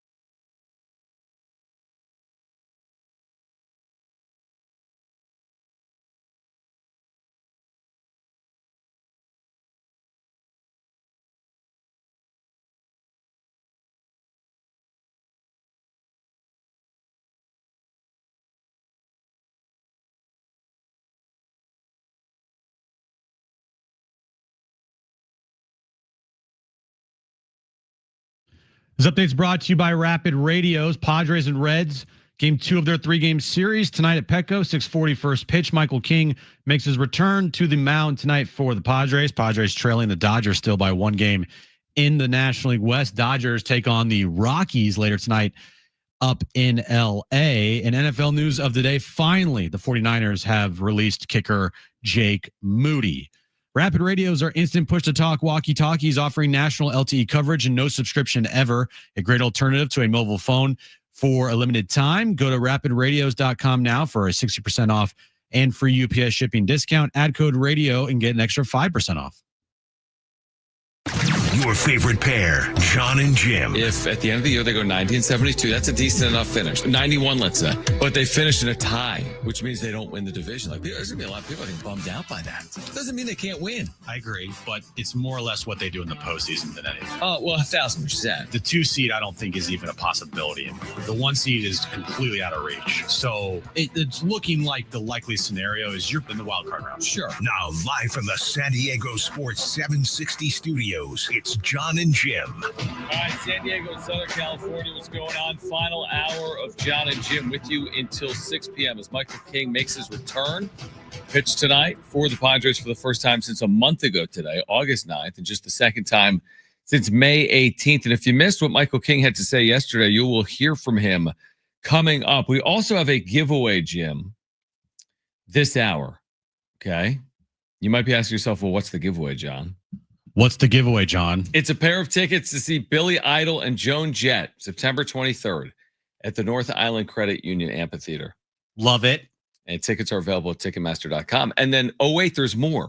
More? The Sombrero Lunch. We need to tell our listeners about my goodness. This Friday. Me and Jim, you could call it like Jon and Jim, like us, like our physical beings are going to bring you lunch. Beings. Like, it's not, well, it's one thing to be like, hey, we got you lunch from Jon and Jim. They get sent to you.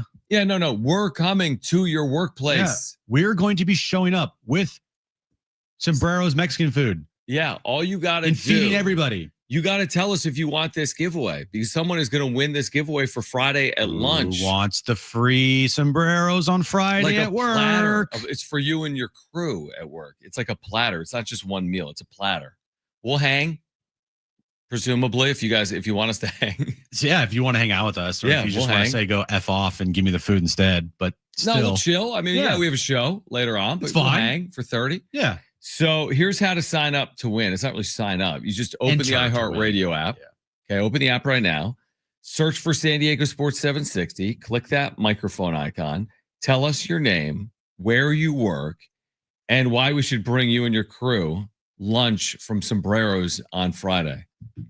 And don't mess with us. Be like, Manny Machado, Petco Park. I'm struggling. I need some sombreros, guys. But I mean, unless it actually is you, Manny. You know, I figured out what Manny needs. Sombreros. No, something better. Okay. Sombreros is great. Don't get me wrong. I like how you said, does he need Joan Jett tickets with Billy Idol? No. Even more? No. A hug? He needs a hug. Oh my gosh. Is this now the thing that every time they win? I think that Mike Shildt needs to give Manny Machado just a big bear hug. Like a warm, cozy, like I feel safe type of hug.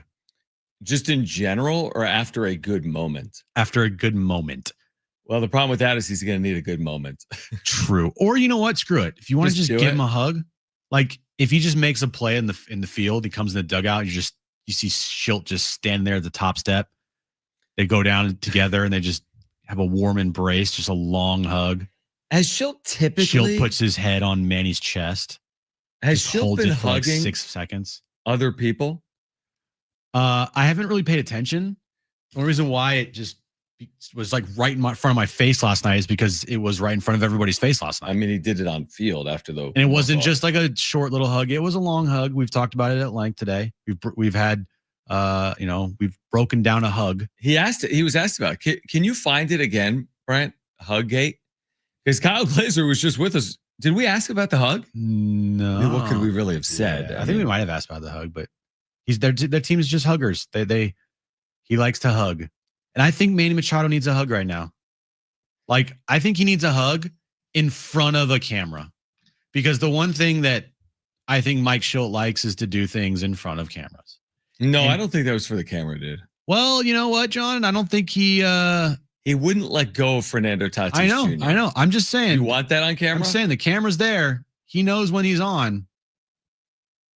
Just saying. I mean, this hasn't made him like a more likable figure. No, he's not. It's not for me, especially. This does not make him a likable I just figure. found it awkward. Exactly. I found it weird and a little interesting that if they won the World he was Series, embracing Tatis like he just.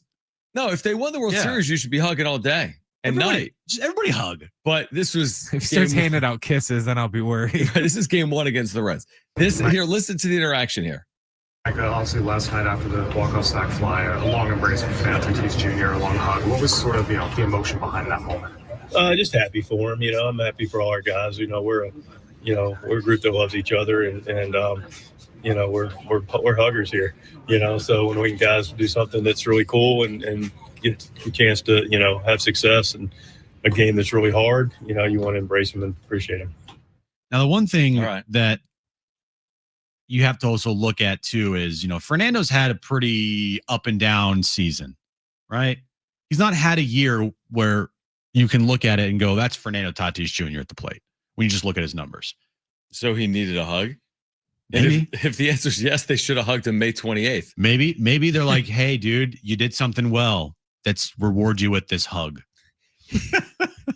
Toddy isn't sitting around every night. Like, what's it going to take for me to win over like Mike Shilt's affection? I just can't get over the fact that, like, look, I'm not saying you can't hug God. Like, dude, no, absolutely. I'll hug. I'll hug anybody. Typically a shorter length of time. I'll hug anybody. Hugs are great. The one thing that I can't get over is like the length of the hug and the fact that Shildt like laid his head to rest on Toddy's like shoulder. Have we timed it with a stopwatch like how they timed the throw? Get your phone out. I think it's a 5.5 second hug. Get your phone out. I got it. They time like catchers down to second. Darren posted it last night, so I have it right here. But I need you to get your stopwatch out. Ready? Okay. Well, let me see it. No, I got it. Get your stopwatch out. I have the stopwatch, but I need to see it because I need to know when to start it. All right, here we go. Ready? Well, no. You can't say ready and start it. Is that? No, I'm showing you. You say 3, 2, 1, go, and go is the start. 3, 2, 1. Watch the film and then do it on your own. 3, 2, 1. Oh, I see. There we go. Here we go. Here we go. God. 5.20 seconds is an unbelievable amount of time. Do you want to hug for 5 seconds? I have never. And again, to your point, if you like, I'll hug family, but 5.2 might be aggressive. Here, even with family. No, I'm not hugging you on camera right now for 5.2 seconds. I want to see how long it is because I need to feel. So I need to feel like the awkwardness of it. No, I need to feel the awkwardness of it. You really want to do it? Yeah, dude. Okay, hold on. This show has lost its bearing. Hold on. Let me just move the camera over here real quick. Are you sure? Yeah. I feel like I like. What are you doing? Okay. We're gonna hug camera into the hallway, by the way. And we need you to your time camera's it. that way. I know. We're gonna stand over there. You can't leave the mic. It's okay. Brent, just do a play-by-play of us hugging. Can you? They're standing up to hug. We're gonna hug it out. We're gonna hug it out. We're hugging it out. Okay, hold on. How do we know the length? You can count. Just count. No, Brett, you stop it, and tell us when to stop. I'll give you a countdown. Hold on. No, this is gonna end up on like. I got it. Okay. I can't do it. Okay. Brent, you got it? Yeah, I got it. Ready? Come here. You have to stand in the camera. Okay, wait. Both of you. Okay, no. Wait, ready? 1, 2. 1, 2, 3, 4, 5. Dude, that's so long. That's such a long hug. John was pulling away after like 2 seconds. That's so long. It's so long, dude. That's so long. That's such a long hug. It's way too long, man. Oh, right. When's the last time you had a hug of that length? Ask yourself that. Honestly, I don't even know if I've hugged It's like Aaron in like the kitchen. And I just messed up the camera. But you know what? I don't think I've hugged somebody for like that long. That's why it seems like they should hand out, like something you might give your wife for like your anniversary. Oh, here, honey, here's a coupon with, a thing for a free hug or something like that. I feel like Shilty's passing out free hug coupons and Dude, stuff. I blacked out 3 seconds in there. That was very long. 3 seconds in, John was like pulling This away. was like, I'm like, and to your point, we didn't do the head on shoulder. No, we kind of just were like, and also we were both wearing shirts. I was not taking my shirt off for that. Johnny was topless. I was not taking my shirt off for that one. Oh my gosh. I was that Manny now needs one. Maybe every time they win now, somebody's getting hugged. That's a new swag chain. I just felt very awkward. Group hug. That was your idea, dude. I know, but I needed to feel it. Like I needed to feel what that moment was like last night. I mean, I think it was even more. Last night was more of an embrace. That was, yeah, we didn't like fully go. We were kind of like, we spent like 30 minutes on this last night. Someone in the comments on the wrap up show was like, why are you guys like making it out to be such a big? We're not. We're having fun. We have no issue with Here's the thing. We have a 4-hour show. We have a 4-hour show. So we're now willing to hug on camera for the 4-hour show. I need to get some content here. All right. And if we're gonna spend 30 if we're gonna spend 30 minutes on a hug, can I screenshot the hug and put it on? We need to put that on social media. I need to see Screenshot the hug. What if we didn't even get at the hug? The hug had to be on camera. Brent was probably. Well, we'll find it out. Okay, you'll find it. Okay, here's what we're gonna do. After a hug game, we're gonna hear from Michael King on the other side of a break. Also coming up on the other side of a break, why don't we give away these Billy Idol? Man. It was very long. It was very long. We're going to give away Billy Idol and Joan Jett tickets on the other side of this break. We're going to hear from Michael King, who starts tonight for the Padres game 2 of a 3-game series. We have Jim's back page still ahead. Again, we're giving away that lunch with Jon and Jim. We can hug you. Is it awkward? It's not only awkward, it freezes. Oh, it froze? Well, that's perfect. It'll last forever. Look, it's a hug. It's hugging. Terrible. All right, we're going to hear from Michael King coming up next. Jon and Jim, San Diego Sports 760 live on the iHeartRadio app.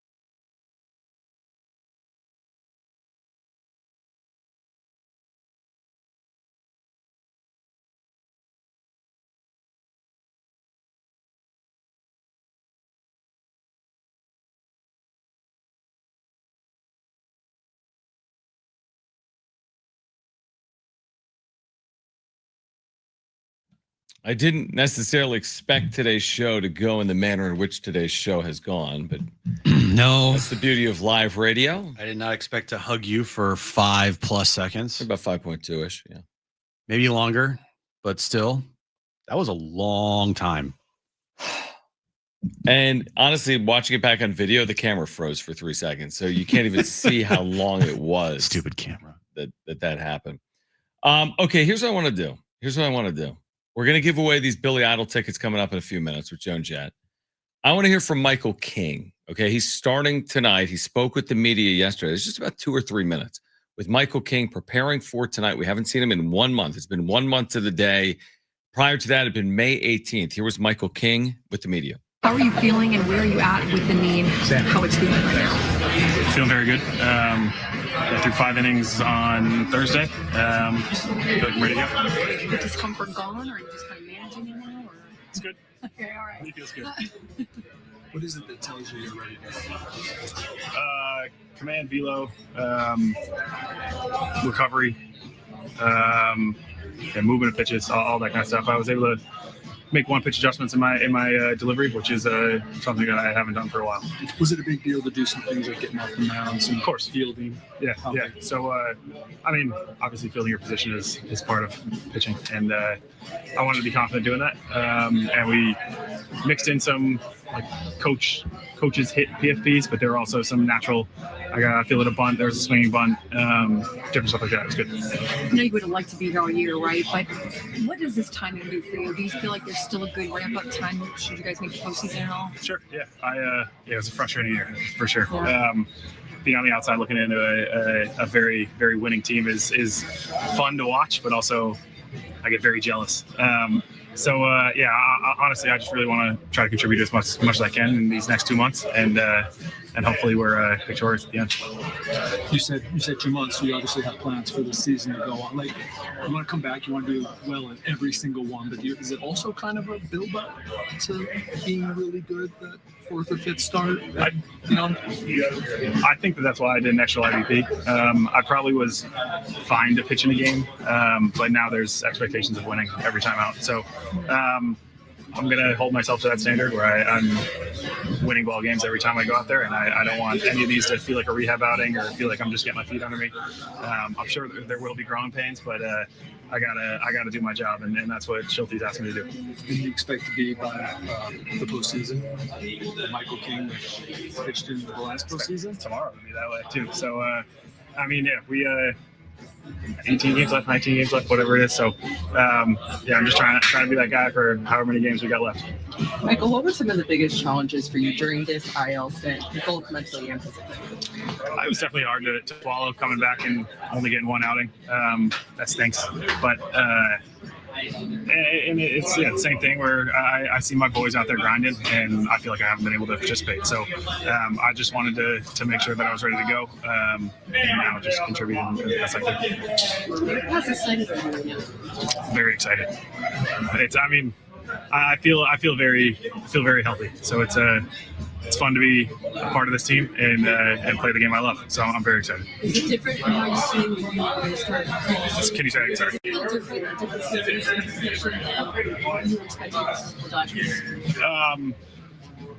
Probably a little bit. I felt like I was still kind of grinding through some stuff then, and we're also getting to that crunch time. So it's game time, you know. As you've worked your way back from the knee, is it how you're feeling in the outing? Is it more of a recovery thing that you've had to kind of get through? What exactly has been kind of the knee's good to go. Knee's good to go. I wouldn't worry about it. We'll be good. Knee's good to go. Wouldn't worry about it. Everything's great. Hug it out. It's good to hear on the knee. Yeah, hug it out. You know what I need, by the way? Hug the knee. I need them to just lean into this now. I need after he takes a pitcher out, he hugs the game. When he takes the ball? Yeah. Instead of taking the ball. Hey, you went 2/3 of an inning, allowed 3 runs into the lead. Just give him a hug. There, embrace. Like I need after someone hits a home run, I need everyone just to hug. I don't hate it. When Niebla goes out to have a pitcher's meeting, he just go out there and hug him. No, group hug. Group hug. The infield. Group hugs. Like just embrace it. Go full hug mode. They're huggers. Yeah, I know. He did say that today. You know, that'd be kind of it would be great to watch if they just all started hugging each other after everything. Do you think this is something we'll look back on as a turning point moment? The hug? Yeah. Tatis just hits like 7 home runs. He just goes on a final complete 18 tear. games. And the Padres just go 16-2 down the stretch. All because win of this division going away. All because of the hug. It might be because of Michael King, potentially, who he's lined up to start 4 times. 18 games. He can make 4 starts. So I think by the end of the 3rd or 4th start, we'll have an indication of whether he's Michael King. I mean, he's Michael King, but whether he looks like the Michael King we've seen on the mound. So he's a big part of it. Manny, maybe what does Manny's numbers look like post hug? What do King's numbers look like post hug? Well, do you think tonight after King comes out of the game, he gets a hug? He'll get hugs, right? Like as in plural. Maybe he could. And I'm not talking like quick bro hugs. I'm talking like warm, embraced, like cozy hugs. I don't know, dude. I don't even know what we're talking about anymore. You know what? We spent so much time on the hugs that we haven't even mentioned. Last night, we mentioned Brent on the wrap-up show. This is something that has kind of gotten to me. If you watch Mike Shildt post-game. We're just fully off the train track here. When you watch he always has a Dasani bottle next to him. But it's always filled to the absolute top. He'll always take the cap off, and it's filled to the absolute top. And as you know, he has the driest mouth ever. He'll take the smallest little sip. Like, I actually spent more time yesterday on the Dasani bottle, I think, than we spent on the hug. But I think the hug is actually the lead. The hug is the lead. The Dasani bottle is more of like a you thing. Yeah. Although we were cracking up. I listened back to it. We were cracking up on that last night. Maybe they're a sponsor, though. Like how some colleges, like, Coca-Cola will be a sponsor. So then at the presser, whether they drink it or not, they'll have like 2 bottles of like Coke products sitting on the table for everyone to look at. 100%. Well said. All right. So here's what I want to do. Let's give away some of these tickets that we have right now. We've got plenty of giveaways here today. So call right now. Caller 3, you're going to see Billy Idol and Joan Jett. This is September 23rd. So that's 2 weeks from tonight. 2 weeks from tonight at the North Island Credit Union Amphitheater. If you want 2 free tickets to see Billy Idol and Joan Jett, 2 weeks from tonight, call 877-767-4760. Free tickets, North Island Credit Union Amphitheater. Tickets and info at Ticketmaster.com. But that's 2 weeks from tonight. We have free tickets for caller number 3. Call right now, 877-767-4760. That's 877-767-4760. Jim's back page is still ahead. We'll tell you about, again, our lunch giveaway coming up for Friday. Getting you ready for Padres and Reds game 2 as well at 6:40. This is Jon and Jim, San Diego Sports 760 and live on the iHeartRadio app.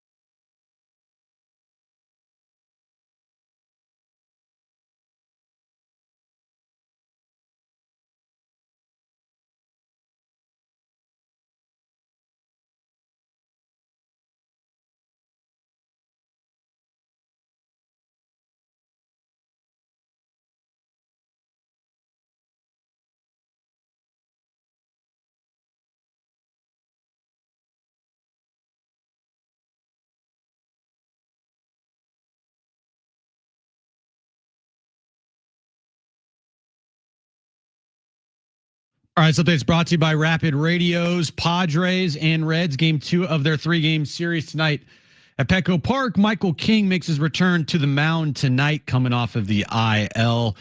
For the Padres, Alec Jacob has been recalled to the minors, and the Padres are just still 1 game back of the Dodgers in the National League West. Dodgers take on the Rockies tonight in LA. And NFL news of the day, finally, the 49ers have released kicker Jake Moody.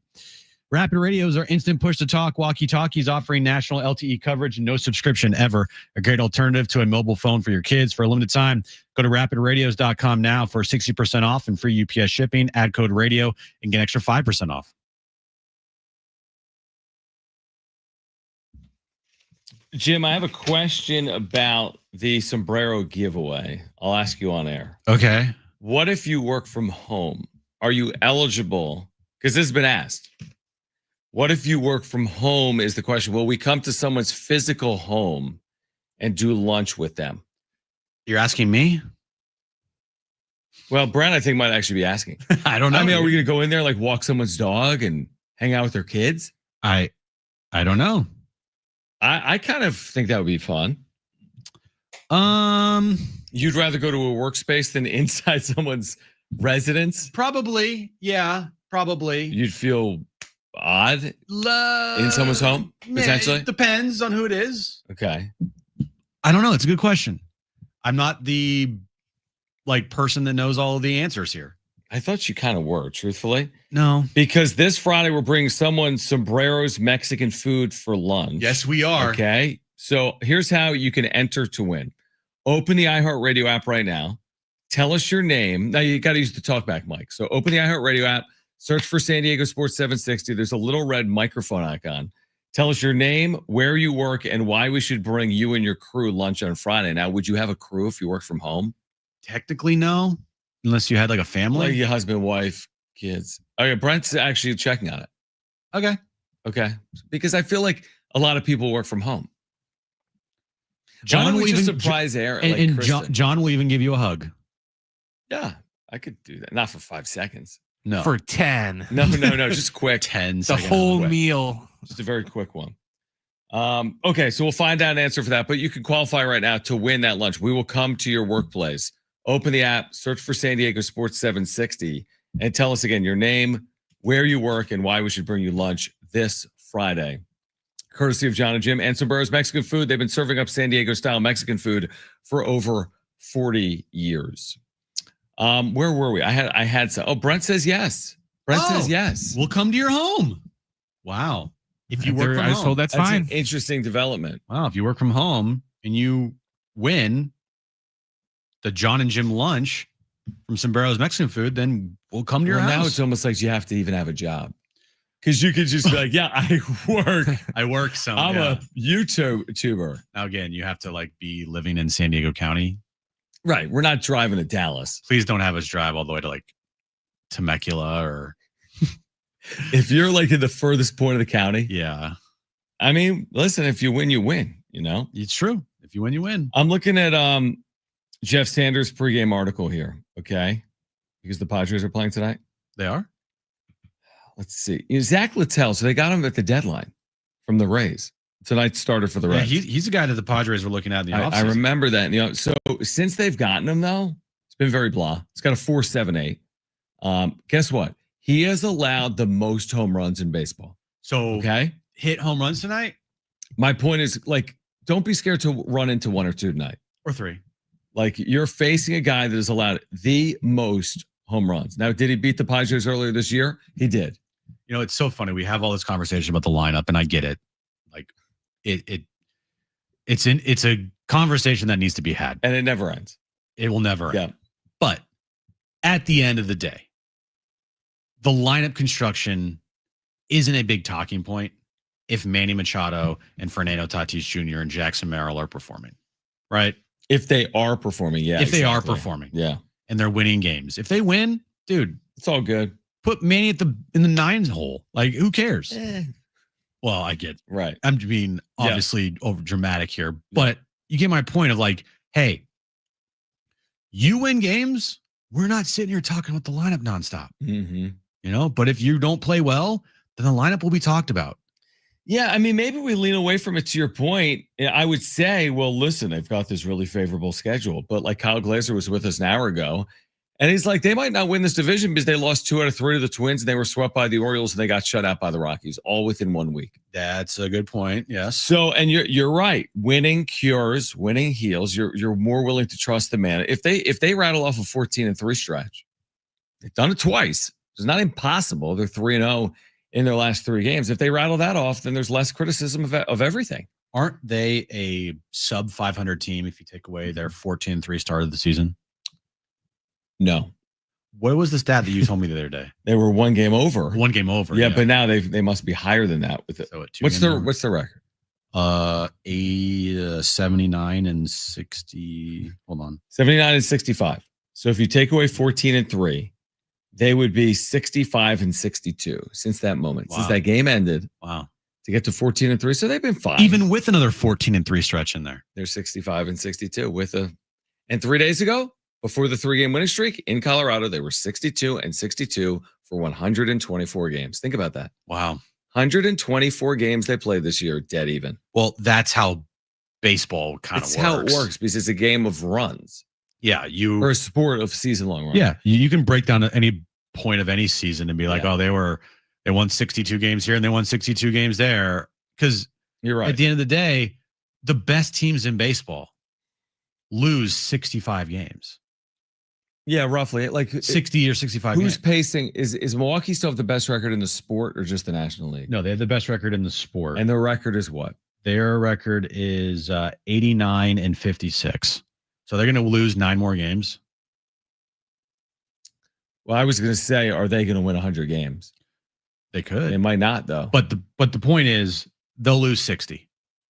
They'll win 60, and they'll lose 60. Right. Even the best team is going to lose 60. What you do in there, the 42. Right. That determine your season. And yeah, I bet you if you look at if you take a 42-game stretch for the Brewers, they're probably incredible. And then you take their recent 23. Didn't Kyle say they're 11 and 12 in their last 23? Yep. So you're right. Even historically good team. Now, again, some of the historically good teams maybe you wouldn't say it about, but your point's valid. Yeah. I mean, shoot, the Dodgers since July 3rd are 7 or 8 games under 500. Yeah, they've been awful. And the season's going to end in 18 games. They'll likely finish their year from July 3rd until the postseason under 500. The Dodgers, their entire second half, they will finish with a losing record. Yet they'll enter the postseason as the odds-on favorite to win the World Series. Now, they face the Giants for 7 games coming up here. Their schedule is tough. Yep. After these 2 games with Colorado, by the way, they didn't handle the Rockies last night. Well, they didn't allow a hit until Tanner Scott came in. Tanner Scott's awful, by the way. Right. He's awful. He's going to cost them into the postseason. Weren't they throwing a no-hitter and losing as late as the 6th inning? They were. They had 1 hit as a team in the 6th inning, and they were losing 1-0. And they were throwing a no-hitter. They were throwing a no-hitter at home against the Rockies. That would have been the most amazing result ever. They scored a run in the 6th, and they scored 2 more in the 7th. They won 3-1. Yeah, they allowed a run. Right, or they allowed a hit in the 9th. Tanner Scott allowed a hit in the 9th. The second time in a week, they took a no-hitter into the 9th. Right. And they almost they're 1-1 in this game. They're 1-1. And they almost lost this game, too, last night. Because Tanner Scott gave up a hit in the 9th. Tying run came to the plate. I mean, it's like Kyle said. He's like, I can't put my finger on it, but something clearly isn't what it was. No. And look, that's great. If you're a Padres fan, take it. And hopefully the Dodgers stumble and they continue to stumble and you take advantage. You know, we kind of just been trying to speak this into existence, like take advantage, take advantage, take advantage. And hopefully there will become a moment this year in the regular season and the postseason, if they were to meet, where they take advantage. Today, are you signing up for Padres Dodgers today, or would you prefer a path that doesn't include the 2 teams playing? Well, you got to tell me where the seeds are, like where they land, where they meet. You're saying a 3-game wildcard series at Dodger Stadium as opposed to a 7-game NLCS that goes back and forth. Like if you were to tell me right now that they both finished 3 and one's the 3 seed, one's the 5 seed, I would say I would take a postseason matchup right now because that would mean they would meet in the NLCS. Right, but you're saying you wouldn't want them to meet in the wildcard series? No, because that would mean that one of them, The Padres either be the 6 or the 3. You take that right now as the 3. You're the 3. You have the Dodgers at home in a best of 3. You take that right now? Sure. Yeah. I think you take that right now, knowing that they have not played the Dodgers well. I take it right now, knowing that you're the 3, you won the division, and you have home field. They did just take 2 out of 3 from LA. Beggars can't be choosers. And to win a World Series, by the way, you're going to have to play perceived good teams. I don't even know how good the Dodgers are. Yeah. But you're going to have to beat good teams. If you want to be the best, you got to be the best. Beat the best. Well, if you want to be the best, you got to beat the best. There you go. The truth is it's very rare when you avoid good teams in postseasons. You're not going to happen a all, little. You can't just be like, oh, we don't want to face this team. No, Yeah. You face who you face. They're all good teams. Mm-hmm. And you just go out there and play ball. And then after you're done, you hug it out. I don't think it happens 3-6. I don't either. I don't think they're going to hug on field. I don't think either of those teams are falling to the 6th seed. I think it's going to be either the Mets or potentially the surging Giants, who are. That's insane. Right now, as it stands, if the Mets lose to the Phillies, which I think they're trailing in this game, last time I looked up at the TV, they're trailing the Mets, they're trailing the Phillies 4-1 in the bottom of the 7th inning. So the Phillies are winning. Correct. Okay. The Giants play the D-backs tonight at 6:45. Mm-hmm. If that score holds and the Giants win, they are 2 back with 17 to play. With 17 to play of a playoff spot. Who's got a tiebreaker? I don't know. But that's going to be interesting too. And also the Reds are playing for something as well. They're 4 back. So if the Mets lose tonight and the D-backs beat the Giants, then the D-backs are 3.5 back. And then same thing with the Reds. If the Reds beat the Padres tonight and the Mets score holds, then the Reds would be 3 back. If the Mets miss out on the postseason to one of these teams, Giants, Reds, Diamondbacks, whomever, Cardinals, fire everybody, right? Can you imagine? I mean, the tank's going to a blood vessel's going to pop in his forehead. Exactly. I'm kind of scared for him. But here's the good news. As we sit here today, the Padres have a 6-game lead on a playoff spot. They're much closer to first place, for example, 1 game, than they are to missing out. Exactly. 6 games right now. All right, we'll take a timeout. Jim's back page is on the other side. This is Jon and Jim, San Diego Sports 760, live on the iHeartRadio app.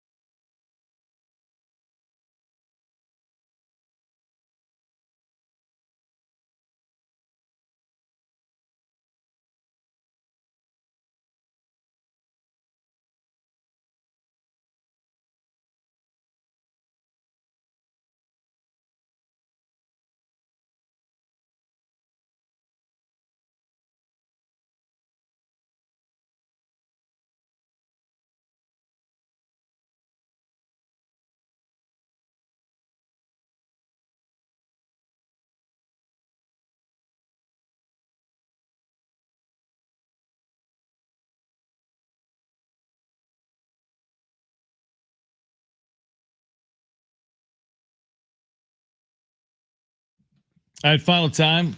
Jon and Jim, San Diego Sports 760. San Diego FC, by the way, back on the pitch Saturday night when they play Minnesota United. Snapdragon Stadium. You can hear the match live Saturday night at 7 right here on San Diego Sports 760. You're home for SDFC. Speaking of You're playoffs, home for the first place in the Western Conference, STFC. That's what I was going to say. Speaking of playoffs, talking about playoffs. Playoffs. San Diego FC has 5 matches remaining. They're in first place by 5 points. So more than a game clear of Minnesota, but Minnesota's in second. You talk about a big match. San Diego, Minnesota, Saturday night. It's a massive one. Yeah. With 5 to play, that's huge. It's on the road. It's on the road, right? It says Snapdragon. Oh, it's just kidding. I was going to say, if it's on the road, they're taking their 7-game road winning streak with them. But what if it's at home? Then they're not doing that then. They win that match. They got a really good shot at the 1 seed in the West. Yep. And the Supporters Shield, correct, right? Yes. In the Eastern Conference, Philadelphia has 1 more point than San Diego, and they have played the same number of matches. So you're exactly right. Huge match Saturday. Huge match. Absolutely huge. All right, let's get to it.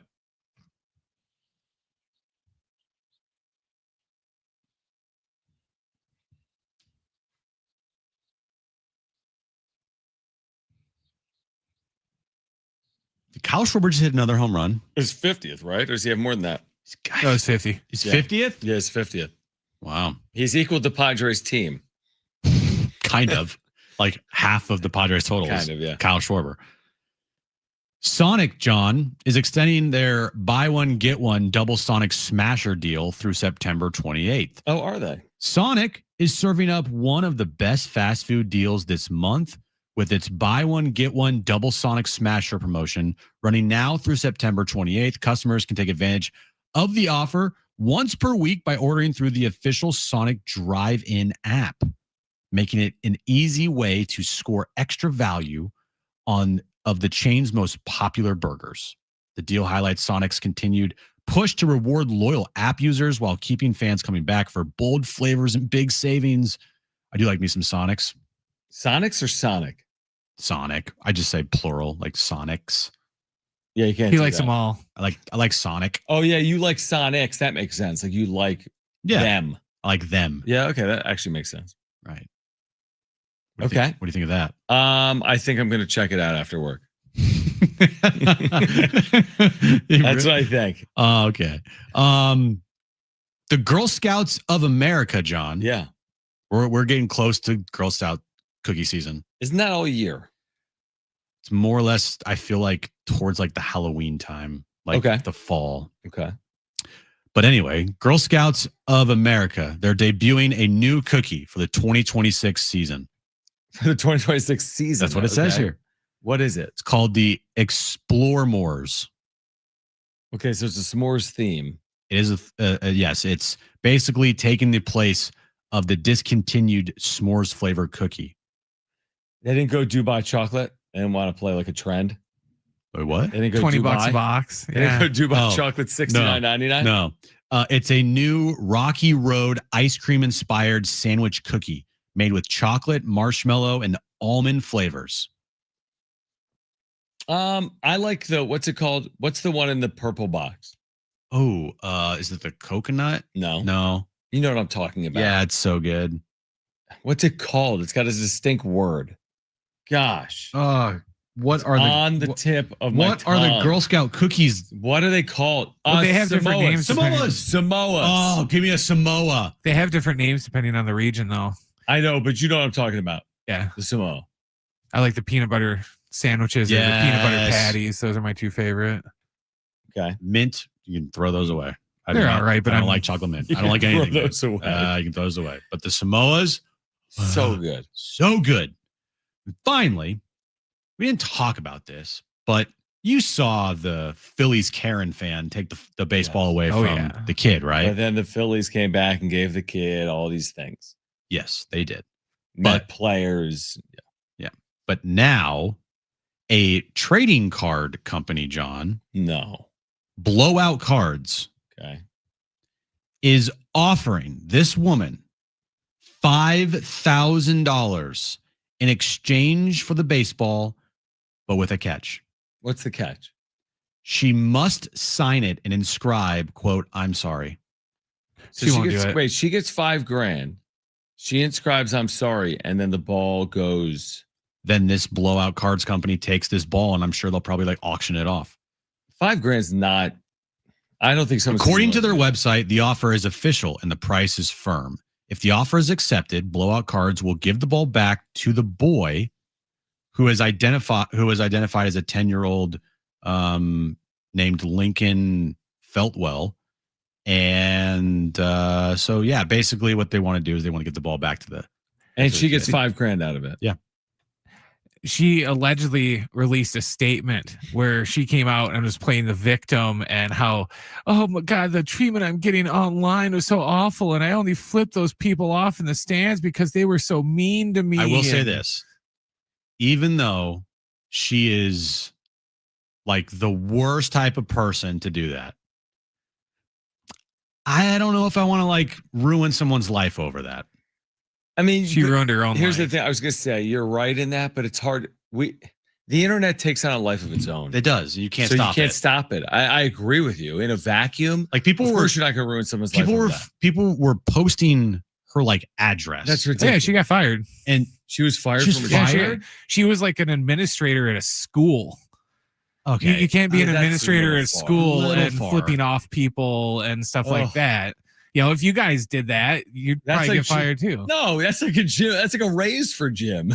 Yeah, but you're not teachers though. Exactly. You don't work with children. So Yeah, they love you if you go viral here. It doesn't matter. Well, you get to like keep it within guidelines, but if you go viral in this company, oh yeah, just like tag. Oh man, they'll give you a giant email that says thanks. No, I mean, listen, like we just said, I mean, Good job. The internet has a life of its own. There's certain things you can't control. Nobody goes to a baseball game thinking they're going to be the center of a media firestorm like that. What would you do? I mean, what would I do? I wouldn't be flipping everyone off. No, stealing balls from I the wouldn't either. children. But I wouldn't have ran over and demanded the would ball I take either. the $5,000? Yeah, that's what I'm asking. No, her life's kind of. Oh, she needs more than $5,000. Well, the offer is firm, John. I'll take the money.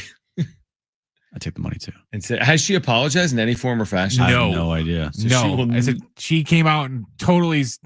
She's the victim in this situation, not the Wow. little boy, not anybody. It's all woe is me. I have it so rough. Everyone is so mean to me. It's funny because the term Karen, right, has a distinct look to that person.